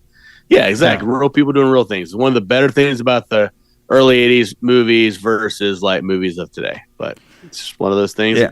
Times change, right? Yeah. And then the character, Brenda, she did kind of notice that she might have somebody looking at them through the forest, but she couldn't really tell. So this is when Allison, she gets back to her place. Yes, foreshadowing. And then she sees a snake. And I actually thought this part was a little sad for, killing off like random animals, but it's the time. So she gets freaked about the snake. Bill comes in. All the other people come in. They fight over getting this snake, and they eventually cut down the snake. Kind of foreshadowing. Yeah, which is shitty because Right, which is shitty because most snakes are completely harmless. Yeah. And you shouldn't be afraid of them. Yeah, this one didn't even look that harmless at all. It looked like a black snake. It could have just been a garden. That was just a regular black snake. You should like for real talk, from one real dude to real people out there. Most snakes are completely harmless. They're not going to hurt you. Yeah. Even poisonous snakes are really not going to hurt you unless you fuck with them. Yeah. Like a copperhead or rattlesnake, it might bite you, but it's not going to put venom in you unless you fuck with it. But anyway, so these people killed the snake. It's sad. Now I want them all to die because they killed this, this innocent snake. Though this is when Ed makes jokes like, "Well, I guess we're having for dinner." Ha ha. Ha ha ha. Funny, Ned. So this part is a little weird. Asshole. So we have an officer showing up, and he's just accusing all these kids of smoking. So first he just accused everybody of smoking weed.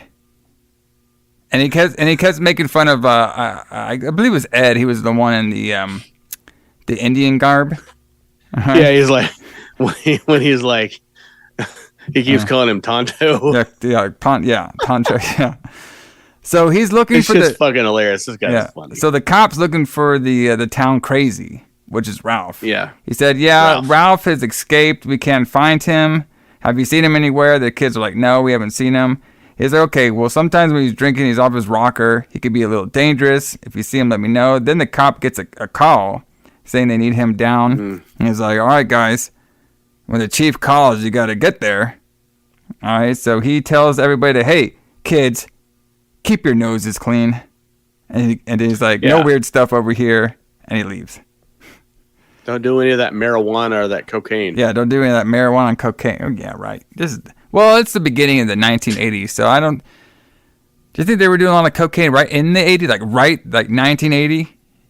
Probably. Yeah. We see the evidence that they were doing plenty of marijuana in this. Oh, yeah, definitely marijuana. That's for sure. Doing the marijuana.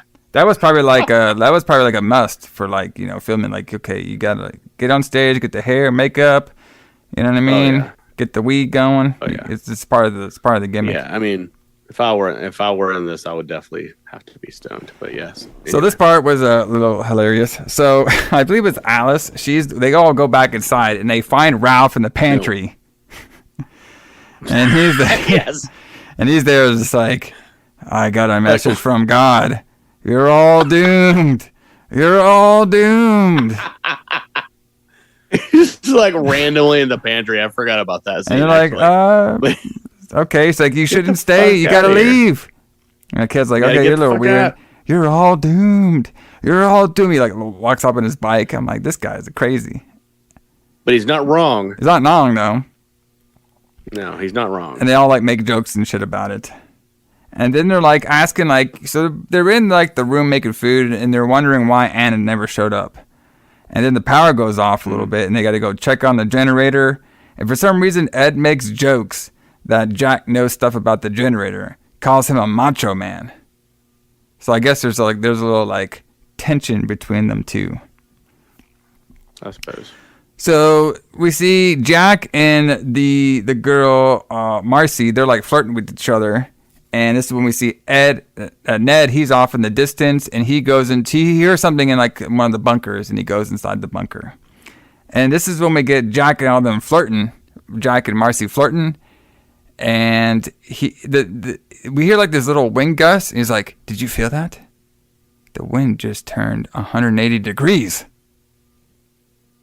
And I don't know why I thought that line was so funny. I don't know why. So it's basically about to start to rain, okay?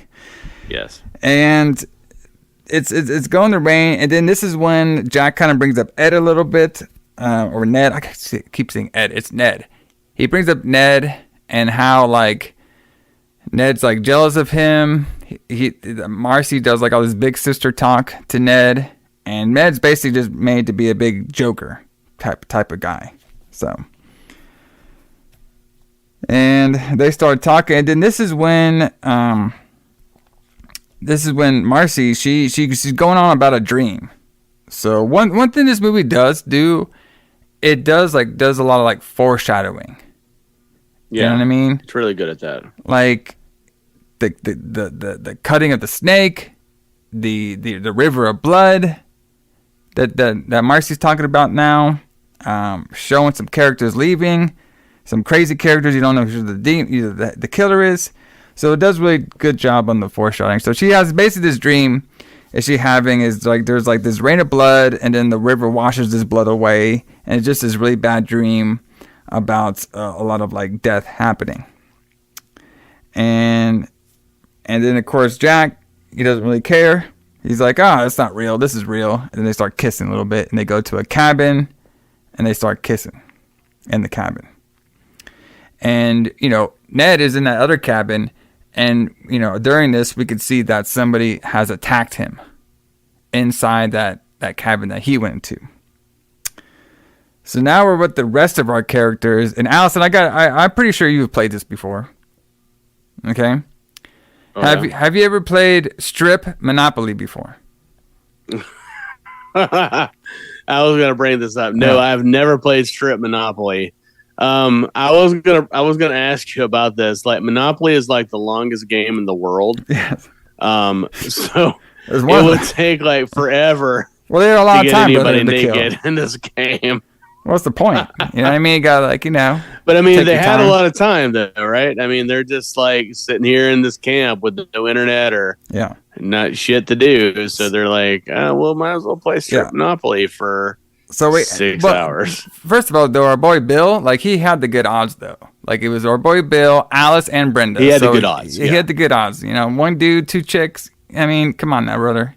That's an 80s guy's dream. And I swear, but I could have been wrong. I swear he was drinking a beer that I used to drink all the time. Fucking Red Stripe.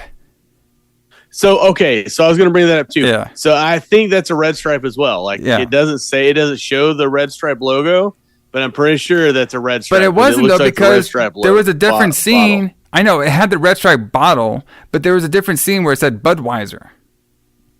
Like on the corner. So I mean, it's 1980, so maybe the bottles were different. Yeah. But I've never, in my lifetime, I haven't seen a Budweiser bottle that was shaped like that. Me either. But that's the Red Stripe shape, right? Yeah. That's what a Red and they could have just had both on set, Maybe, and it could be that just bottles were shaped different, back then than they are now. But yeah, I was gonna bring that up too. Like, it looked like they were drinking Red Stripes. Yeah. That was one of my major, college beers, brother. I loved it. Yeah, I mean, Red Stripe's great. It's a great Jamaican beer, but the odds are in his favor, right? Like, it doesn't matter if you end up naked. Like, the point of Strip Monopoly, not that I'm an expert, but the point of Strip Monopoly, I would imagine, is not that you don't end up naked, but that the girls do. So it's okay if you end up naked as long as the girls do, right? That's kind of... Well, I mean, like, at this point, he's the only guy there, so he's like, I don't give a fuck. Both these girls can get naked. Right, fuck it. Like, I mean, ideally, you would end up naked with the 2 naked girls, right? Yeah. Like, that's like... I don't know. Well, all I know is this Brenda girl, like, she was hinting at a menage a trois. That's all I'm saying. So, okay, so that brings up another point. So there's a point, I know you're going to mention this in a minute, but, like, the power goes out. Or not the power goes out, but the storm like blows everything away, and she's like, "Well, we're going to have to finish this another night." And it was just getting interesting, and she was talking to Alice, so like it kind of implies that she wants to fuck Alice. Yeah, or something. Yeah, it kind of implies. Well, I don't know if this was real life. I don't know. Yeah. Well, I don't know why our boy Bill didn't step in. Like, whoa, where are you going? Right. I mean, maybe he was just shocked. Yeah, maybe he was just shocked.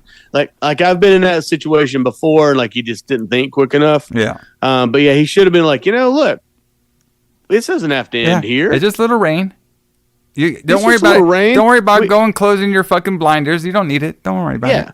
We can just move to the next room, and we can just forget about the game part. Yeah. And we'll pretend we all lost. And we'll all take off our clothes. Yeah. And while Jack's in the other cabin with what's her name, we'll just all 3 of us will just fuck it in this background. Well, hold on. Speaking of our boy Jack, he is laying some pipe down. He's doing what I wrote my notes is Jack is giving Mars the beacon dick. The beacon dick. All right, or the bacon dick. All right, the bacon dick. Give her that fucking sausage, brother. Marcy. Yeah, Marcy played by Janine Taylor. So I can't figure out. So is are Marcy and Jack dating, or is she just like? No, I think they're dating. The camp slut who fucks at everybody. No, okay. no. We ain't in 1986 yet. Okay, like this is still 19. We still have nice, young, respectable counselors. Okay. All right. So so they're dating. Yeah. So there's a funny story. Like, have you ever seen that Return to Camp Blood documentary? I think it's what it's called. Return to Camp Blood. No, but isn't that part of the disc set that we have? No, it's not on our disc set. It's a different documentary, but it's like 2 parts. It's like 6 hours long about the about the making of all those movies. Yeah. But anyway, so like Janine Taylor, the girl that played Marcy, so originally she signed on for this movie, and so there's this scene where like her and Kevin Bacon are having sex, and like you can see her boobs for a minute, she originally didn't sign on for any nudity in the movie, but the director, Sean Cunningham, was like, nobody's going to ever see this movie.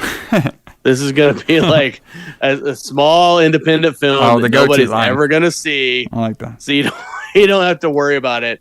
And then it became like one of the biggest horror movies of all time. And now she's like nude in this movie. Yeah. But yeah, so that's like, that's a funny story. There wasn't too much nudity though.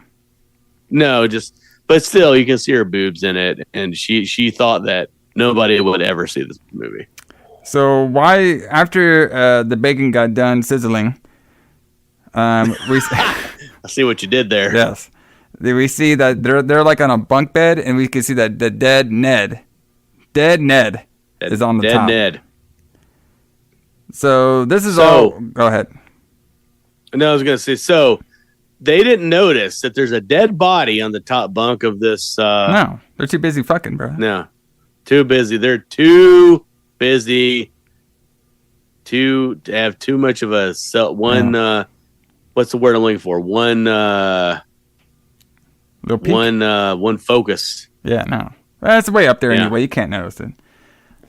So we're back with Bill, Alice, and Brenda. And Brenda, she wants to bring out the old grass. All right, start smoking, brother. Make this game a little bit more crazier. Yeah. All right. So, I like this part. So I put Jack came, and Marcy, she has to go pee now. All right.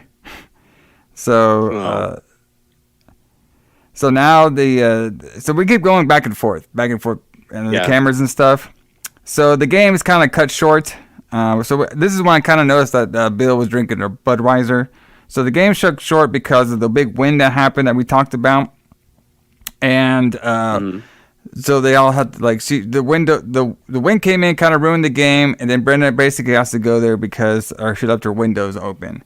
And while Jack is waiting for Marcy to come back from taking a shit, he's just waiting in his bed, and this is when we get the whole stab his ass to the fucking underneath the bed to the throat scene, which is pretty crazy. I thought it was a really well done death scene. Yeah. So Tom Savini again is like we've talked about Tom Savini before. Lastly, in Dawn of the Dead, but yeah. So basically, they had Kevin Bacon in like an apparatus where his body was underneath the bed. Yeah. And then they had like a fake body where they just stuck the arrow up through his neck. It looks amazing. Yeah. I mean, Tom Savini is a genius. Yeah. It was very creative. Really awesome. Yeah, absolute genius. I mean, I've met him too, and he was not nearly as nice as the other people, but he's an absolute genius in what he does. Yeah. Yeah, brother. He just gets his gimmick. He knows how good he is. So this is when we see Marcy. She is now finishing up taking a shit. She was in there a long time, so she had to be taking a shit. She was in there quite a while. Getting that bacon juice off her. I like that. Glad you said that and not me. Bro, I always said that. We're talking about 1980s horror films, brother. I have to say crazy lines like that. Okay. Get the bacon juice off. Yeah, so okay. So now she's like talking to herself in the fucking mirror. Okay. Yeah. and she keeps hearing noises around the place. So, this movie does do pretty good on the suspense, and I'm pretty sure they got a lot of that suspense from like Halloween. You know what I mean? Like you got to do like we hear noises, we hear a little suspense. Very very good stuff. I liked it. So she's looking around and all these curtains, and then she eventually turns around and she sees a big giant axe, and then she gets axed right in the face, brother. Yeah, I have a problem with this scene. I have not axed a lot of people in the face personally. Oh, really? And right, I know it's hard to believe.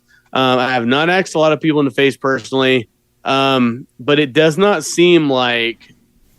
So the killer comes up to Marcy and just axes her in the face, and the axe sticks on her head. But it doesn't. It seems like to me it would just knock her down. I mean, like maybe the physics wouldn't work that way.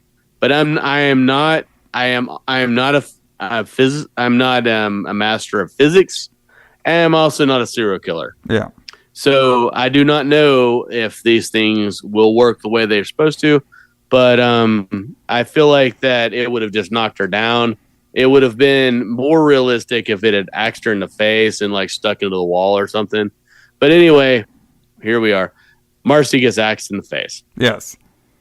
All right. Well, this is 1980, so things work a little different.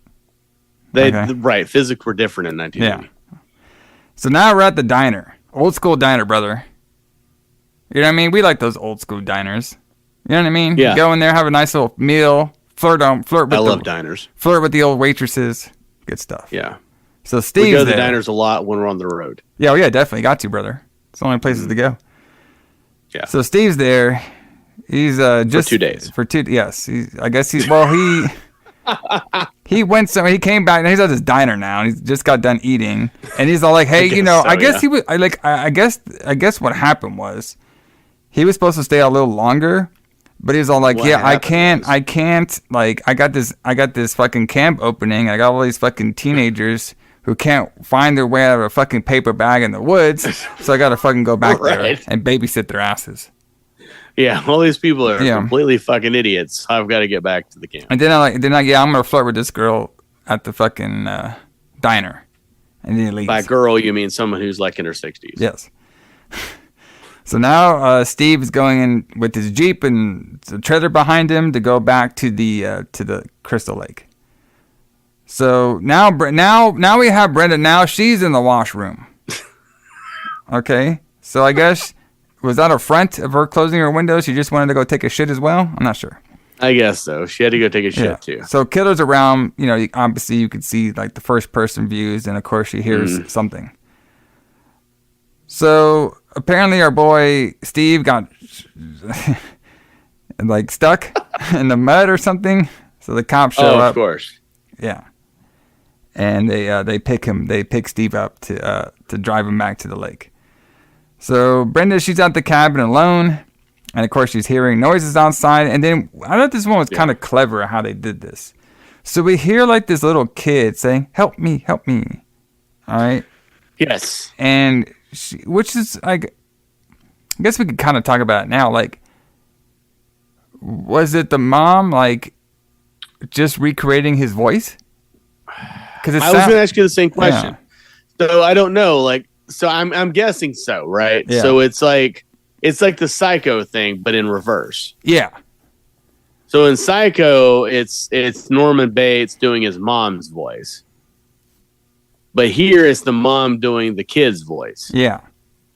Because that's the only explanation, right? That's the only explanation as for why she can hear this little kid saying, "Help me, help me." Yeah. So Brenda basically just goes outside. It's raining fucking all over the place. She can't find the kid, and lights just turn on, and she starts freaking out. So Allison, she's alone in the cabin right now because Bill, he went to go check on the generator and shit. Oh, yes. Yes. And then, so she's alone in the cabin, being bored. Bill comes back, said generator is fine. Allison's like, well, I heard some person scream, and the lights were on at the archery place, but they're off now. And he's like, okay, well, let's go check it together. So they go out there and check it together. And then this is when Bill finds the axe just on a bed. So we don't see the body of Marcy or the body of Jack or Brenda or anything. We just see an axe on the bed. And they start freaking out a little bit. So they go to check for everybody, to see where everybody's at, but they can't find anybody. Right. And then, of course, Al's like, well, shit, I think we should call somebody. Yeah, maybe. He's like, well, like the call cops? somebody.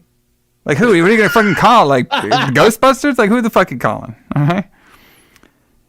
So they break into the office, and the phone's not working, of course.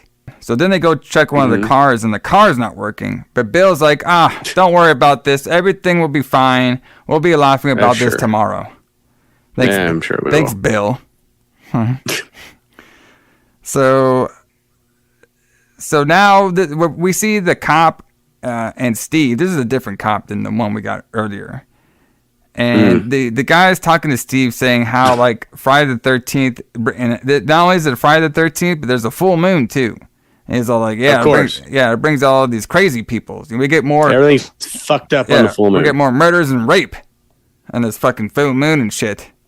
All right. Yeah, the cop's a really dark guy. And he's like, hey, by the way, you know that crazy Ralph guy? Yeah. I was like, oh, don't worry about him. We got him back with his wife, so everything's okay with him. Crazy Ralph is married. Crazy Ralph has a wife. He's back with his wife now. That's what astounded me the most. So basically, now we have it established that Crazy Ralph's not the one doing the killing, and Steve can't be doing the killing because he is in the police car. So now we're shocked of like, who's this killer? Who is it supposed to be? Who could be the killer? So then could it be someone we haven't seen in the movie yet? So then the cop gets like a weird call about some people being trapped. So he's just gonna drop off Steve at the fucking at the sign, the Camp Crystal Lake sign. So he drops him off there. Yes. Steve gets out of the car, starts walking around. He sees somebody with a flashlight, goes up to him. He's like, oh, hey, what are you doing here? Oh, okay, cool. Hey, why are you out in this craziness? And then he just randomly gets stabbed. And then there goes fucking Steve. Because I know you. Yeah. But the audience doesn't, because if they did, they might be able to figure out who the killer was. So now that's the only thing I hate about the movie. Anyway. So now Bill, he's checking on all the lights and stuff. And then so the lights went off again, and Bill is checking on. He's gonna go check on the lights while Alice she gets some sleep. So Bill's checking on the generator. Of course, we see the noise. The noise is the every time like people are like by themselves, you pretty much hear the whole kill shit noise and shit. Yeah. So Alice, she's now awake. Now she's looking for Bill. She's going around and she can't find Bill at all right now. So she goes around and she eventually goes to the generator room and she opens it up, and then Bill is now killed with a bunch of arrows, and he is like on the door, like halfway on the door, stuck in the door with arrows. And I gotta ask you, now that we know the killer is the mom, how did she physically kill Bill, lift his ass up, and then peg him into a door with a bunch of arrows? Well, that's one of the many things that you just can't figure out from this movie, right? Like, there's a lot of... Once you know that the killer is the mom, a lot of things don't make any sense. Yeah. So, like, she, like, shot him full of arrows and then stuck him into a door. Yeah, but he was like, remember on Halloween where like Michael like grabbed the guy and fucking stabbed him and he was there? Well, Michael is like powerful, like he's strong. Like she's no Michael Myers. Yeah. My thing, like my reason was because it was booked. Well, of course, yeah, it was booked that way. Yeah, that makes sense. Yeah, it's just like it doesn't make any sense. Like it's not right. Like it should never have been. It should never have been booked that way, but it was. Yeah. Like it's just made for shock value. Like it's almost like they didn't know who the killer was going to be when they made the movie, but obviously they did. So now Alice, she leaves all freaked out, goes back to the cabin, tries to lock up the cabin with some tying in a rope. She's looking around, says, what am I going to do? And then all of a sudden, Deborah's dead body goes flying through the window. So I think we have established that Mrs. Voorhees has supernatural human power. She does. She's magical. Which makes sense because Michael does too. So then we had this Jeep shows up. And this is when we actually meet Mrs. Voorhees. So Alice talks to her outside. And Mrs. Voorhees just says, yeah, I'm just a family friend of the Christies. And Alice is like freaking about all the dead people. Miss Voorhees is just basically blowing her off, like, oh, don't worry about it. It's just this place. It's cursed, and you're just going crazy. Don't worry about it. And she's like, no, there's somebody around here and stuff. You should be afraid. She's like, I'm never afraid. And then they go in. They see the dead Deborah. This is when Mrs. Voorhees is like, oh, she was so young, so pretty. And then now she's like slowly like turning. She's like, this place has just been cursed this whole time. Did you know that there was a boy who drowned here? And there was the camp counselors were paying attention to him at all. You know, like he wasn't like the best swimmer. Like we knew he didn't know how to swim that well. Okay, and they just let him fucking drown. All right. I mean, I understand that I'm kind of an asshole, but I think this scene is funny. Like when she's like, we know he's not the best swimmer. Yeah, the best swimmer. I mean, come on. And then she goes on like, yeah, I was the cook here when all this was going down. And she's like, you know, these fucking counselors and stuff, you know, they just weren't paying attention at all like they should have been. Okay? And I just couldn't let them open up this place again because of all this shit that was going on. Now Alice is like, oh, wait a minute. Uh-oh. He's like, my sweet Jason. All right, they took them away from me. And then she tries to go attack Alice. And then she now doesn't have her supernatural powers because it's one-on-one combat. So now Alice gets the upper hand and gets away from her. Yeah. And this is when Alice goes into the Jeep. She sees the dead Marcy, and then she sees Steve hanging from a tree. So apparently, like, Voorhees, you know, there is a weird. So Mrs. Voorhees did all this fucking murder, like throw Steve on a tree, throw Brenda through some glass. Moved all these dead bodies. Yet when she like comes up in the Jeep, she's like perfectly like in like there's no stains on her shirt. There's nothing. Yeah, none of this makes any sense. And she did that all within 2 seconds. Yeah. So I don't know if you've ever tried to throw a body through a window, but it's really not as easy as it sounds. Well, I mean, like, okay, I can kind of like pass it because we'll talk about later. Jason has supernatural powers. Okay. Jason is different. So, did his mom also have the same powers or no? Or is she just supposed to be like a normal lady? She's a normal lady. But then how does she do all this shit? Jason has supernatural powers because he is not supposed to exist. And we'll talk about that next week. But Jason is not supposed to exist, and therefore he has supernatural powers. Mrs. Voorhees is just a normal person. Well, she's strong as fuck, apparently. She threw fucking Steve. She is apparently strong as fuck, yes. Maybe she's a power lifter. Maybe. Could be. So after all this, Alice just keeps running. The mom Voorhees looks for her. Alice kind of tricks her a little bit. And so this is when we see that Mrs. Voorhees has like a split personality. Kind of like we were saying, like Psycho. So her split personality is basically Jason talking through her.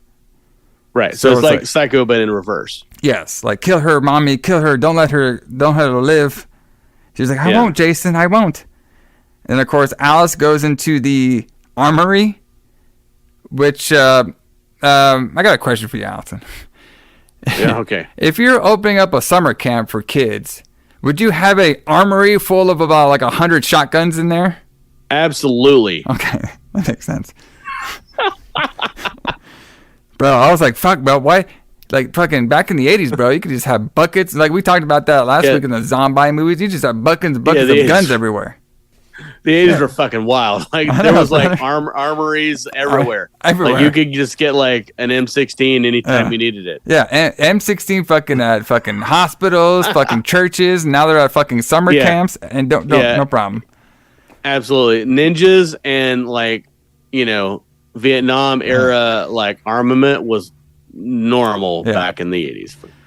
So Mrs. Furry, she turns back on the lights now. So Alice gets kind of tripped out by that. And she is trying desperately to find bullets because at least the bullets are locked up in a safe. Okay, so at least they added that in. So Mrs. Voorhees like breaks into the armory room. Like Alice is like the worst with a gun. She doesn't even like try to like shoot her with it. She just like tries to hit her with it for a second. And then she throws some fucking yarn on her. I thought that part was pretty funny. She just threw like a ball of yarn on her. So that's gonna stop her, right? Yeah. I mean, come on. She just throws like random shit on her. And then they fight a little bit, and Alice is like, and then Alice again gets the upper hand, and she runs away. So I'm like, okay, so Mrs. Voorhees has superhuman power when we don't see her on screen, but when she's on screen, she's just like a normal lady. She's a normal lady. That makes sense. That's the way they booked it. So Alice she escaped and stuff, and she goes back and Alice goes back into the cabin, and of course Mrs. Voorhees is like, kill her, mommy. She has no place to hide. Kill her, kill her, kill her. So that's how we're doing that. Allison goes back into the cabin. She eventually hides in like a closet. Mrs. Voorhees finds her in the closet. She busts out there kind of like in Psycho. Or not. She busts out there like in The Shining. You know what I mean? Where she sees her head through the little wooden door. Yeah. She tries to attack her with a knife. And of course, Alice gets the upper hand again. It's like, fuck, okay, what's going on here? Okay? So, what is Alice, like the kryptonite? What's going on here? So, Alice gets away. Like, I guess she, like, thought, like, she knocked out Mrs. Voorhees. Because when they were doing that scuffle in there, she kind of, like, knocks her out, Mrs. Voorhees. So, she just, like, runs to, like, the beach area and, like, lays next to a cocoon. Or, yeah, those little, what do you call those things? Cocoon? Yeah, the little boat thing. Canoes. A canoe? Yeah, she like a canoe. Yeah, canoe, yeah. Holy fuck, okay. Yeah, you don't remember that? No, I remember that, but you called it a fucking cocoon. Well, I don't remember. Yeah, I just said that off the top of my head. But yeah, the canoe. Sorry, a cocoon is very different than a canoe. But yeah, she gets in a canoe. Yes. Sorry, I was confused. Fuck for a second. Whatever. She goes up to a fucking canoe. All right, and she just waits there. All right. Don't ask me why she went there, but that's where she went. And Mrs. Voorhees shows up again, has a machete. Tries to slice Allison with the machete, but Alice had like the canoe paddler. Yeah. So they start fighting. The cool part was when Miss Voorhees was like banking her head against the sand. I thought that part was cool. And then Alice gets the upper hand again. Yeah. Grabs the fucking machete, runs at this fucking bitch, and just chops off her head. Yes. So where was the super? Yeah. Okay, so yes, chops off her head. There she goes. Alice starts to smile. Okay. Then she gets into the canoe. All right. Goes off into the water. It's the next morning. She's sleeping in the canoe. Cops show up. She looks up for a little bit. Out of nowhere, the kid Jason, who had slime on all of them, grabs her, pulls her down the water. Yeah. Then she wakes up in the hospital bed. Doesn't know what's happening. Said, like, she's asking if everybody's alive. They basically said no. Said your folks are on the way. Everybody's dead. Everybody's dead. What about the little boy? What about the little... Yeah. Not about the fucking girl I chopped her fucking head off. All right, what about this little boy that tried to, like, drown me? He's like, well, we didn't find no boy. Then he's still out there. Then we get shots of the water, brother. And that's it. So, the thing about this, the ending of this movie, is... So, the scene where... So, if you watch the documentary about how they made this, and how the scene where they cut Betsy Palmer's head off in the movie... Like Tom Savini talks about how they used, they made a head and a body, and they put it together with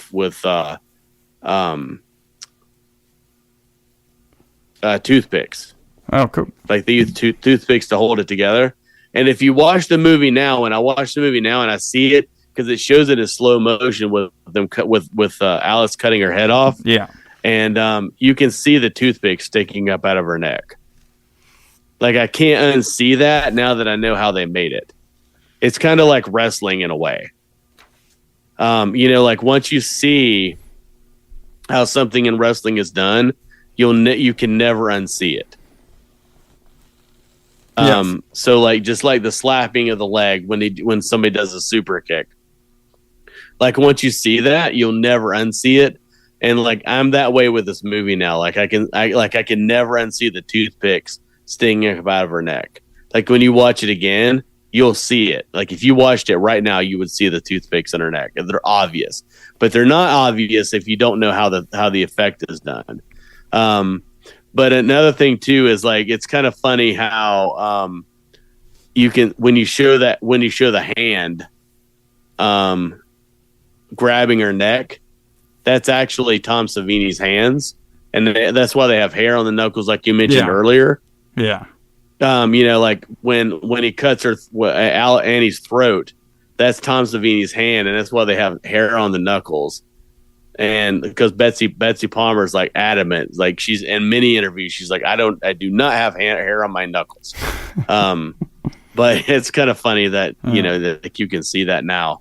But yeah, so I think the ending of the movie is really good. I would have preferred the movie to end just on the lake. I don't like the Jason ending, but I'm sure a lot of people do. I'm sure I'm probably the minority in that, but I don't love the Jason ending. I mean, what are your thoughts on it? How do you feel about it? Now that I did a deep dive into the movie, it kind of didn't really make a lot of sense for Jason to show up at the end of the movie because it makes no sense. The mom only went crazy because of her kid drowning and dying. Like, did they not recover his body from the lake ever? You know what I mean? Like, apparently not. So I guess like her knowing that her son died in the lake would drive her to be mad and crazy and have a split personality that made her into a killer. But if the kid was just some supernatural creature living in the lake the whole time, why didn't he ever bring his head up and Well, maybe it's a circle of the camp where it is cursed. Where since the mom died there, the mom's death has resurrected a killer being from the lake, which is Jason. Okay, all right, you're trying to fix it now. You're a filmmaker trying to fix it, and I respect that. But think about it though. So Jason was killed before 1957. No, it was 1957. Let's say it was 1957. I'm pretty sure that the kids singing Michael Ray Boat Ashore was after he was killed. Yeah. But let's say it wasn't. Let's say it was the same year. It's now 1980. So we're supposed to believe that Jason lived in the woods from 1957 to 1980. His mother knew nothing about it. He lived in the water. Yet she was still in the area killing people.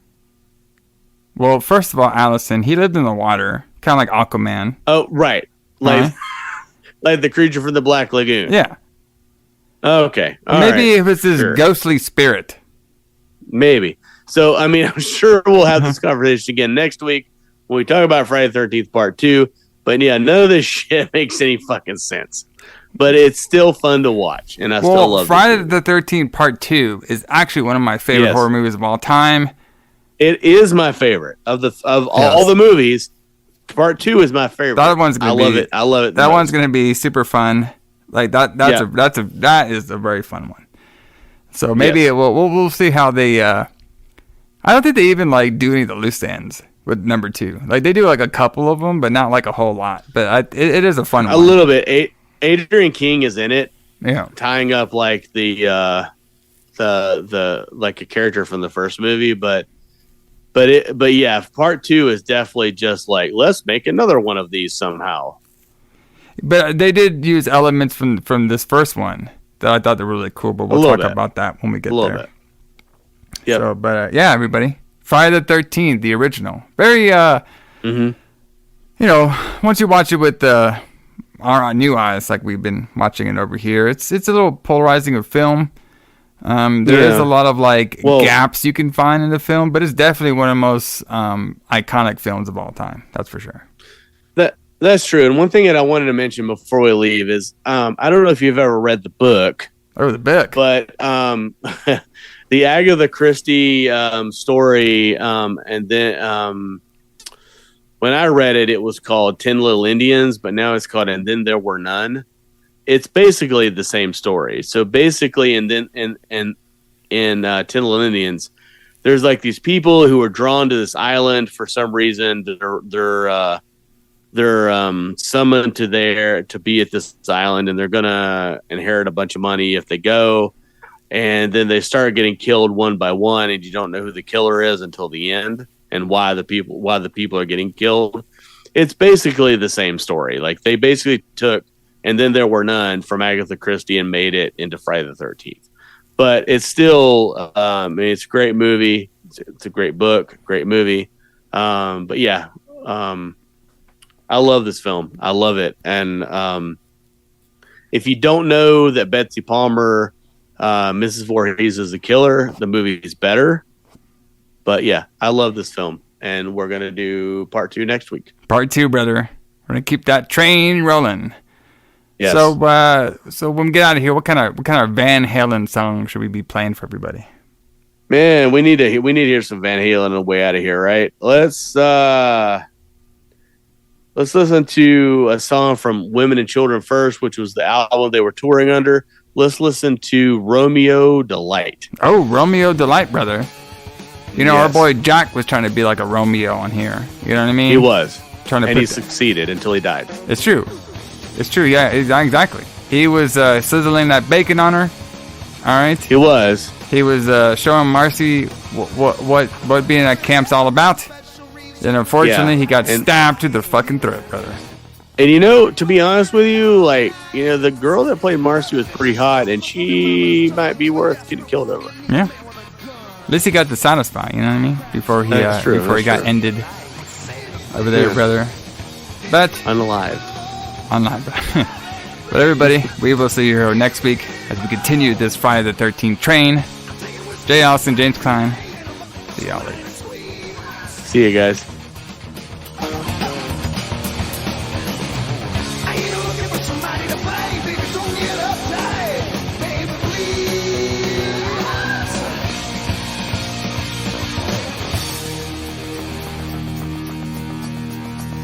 Wanna see my ID, try to clip my wings. Don't have to show you proof of anything.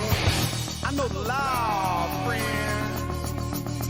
11,000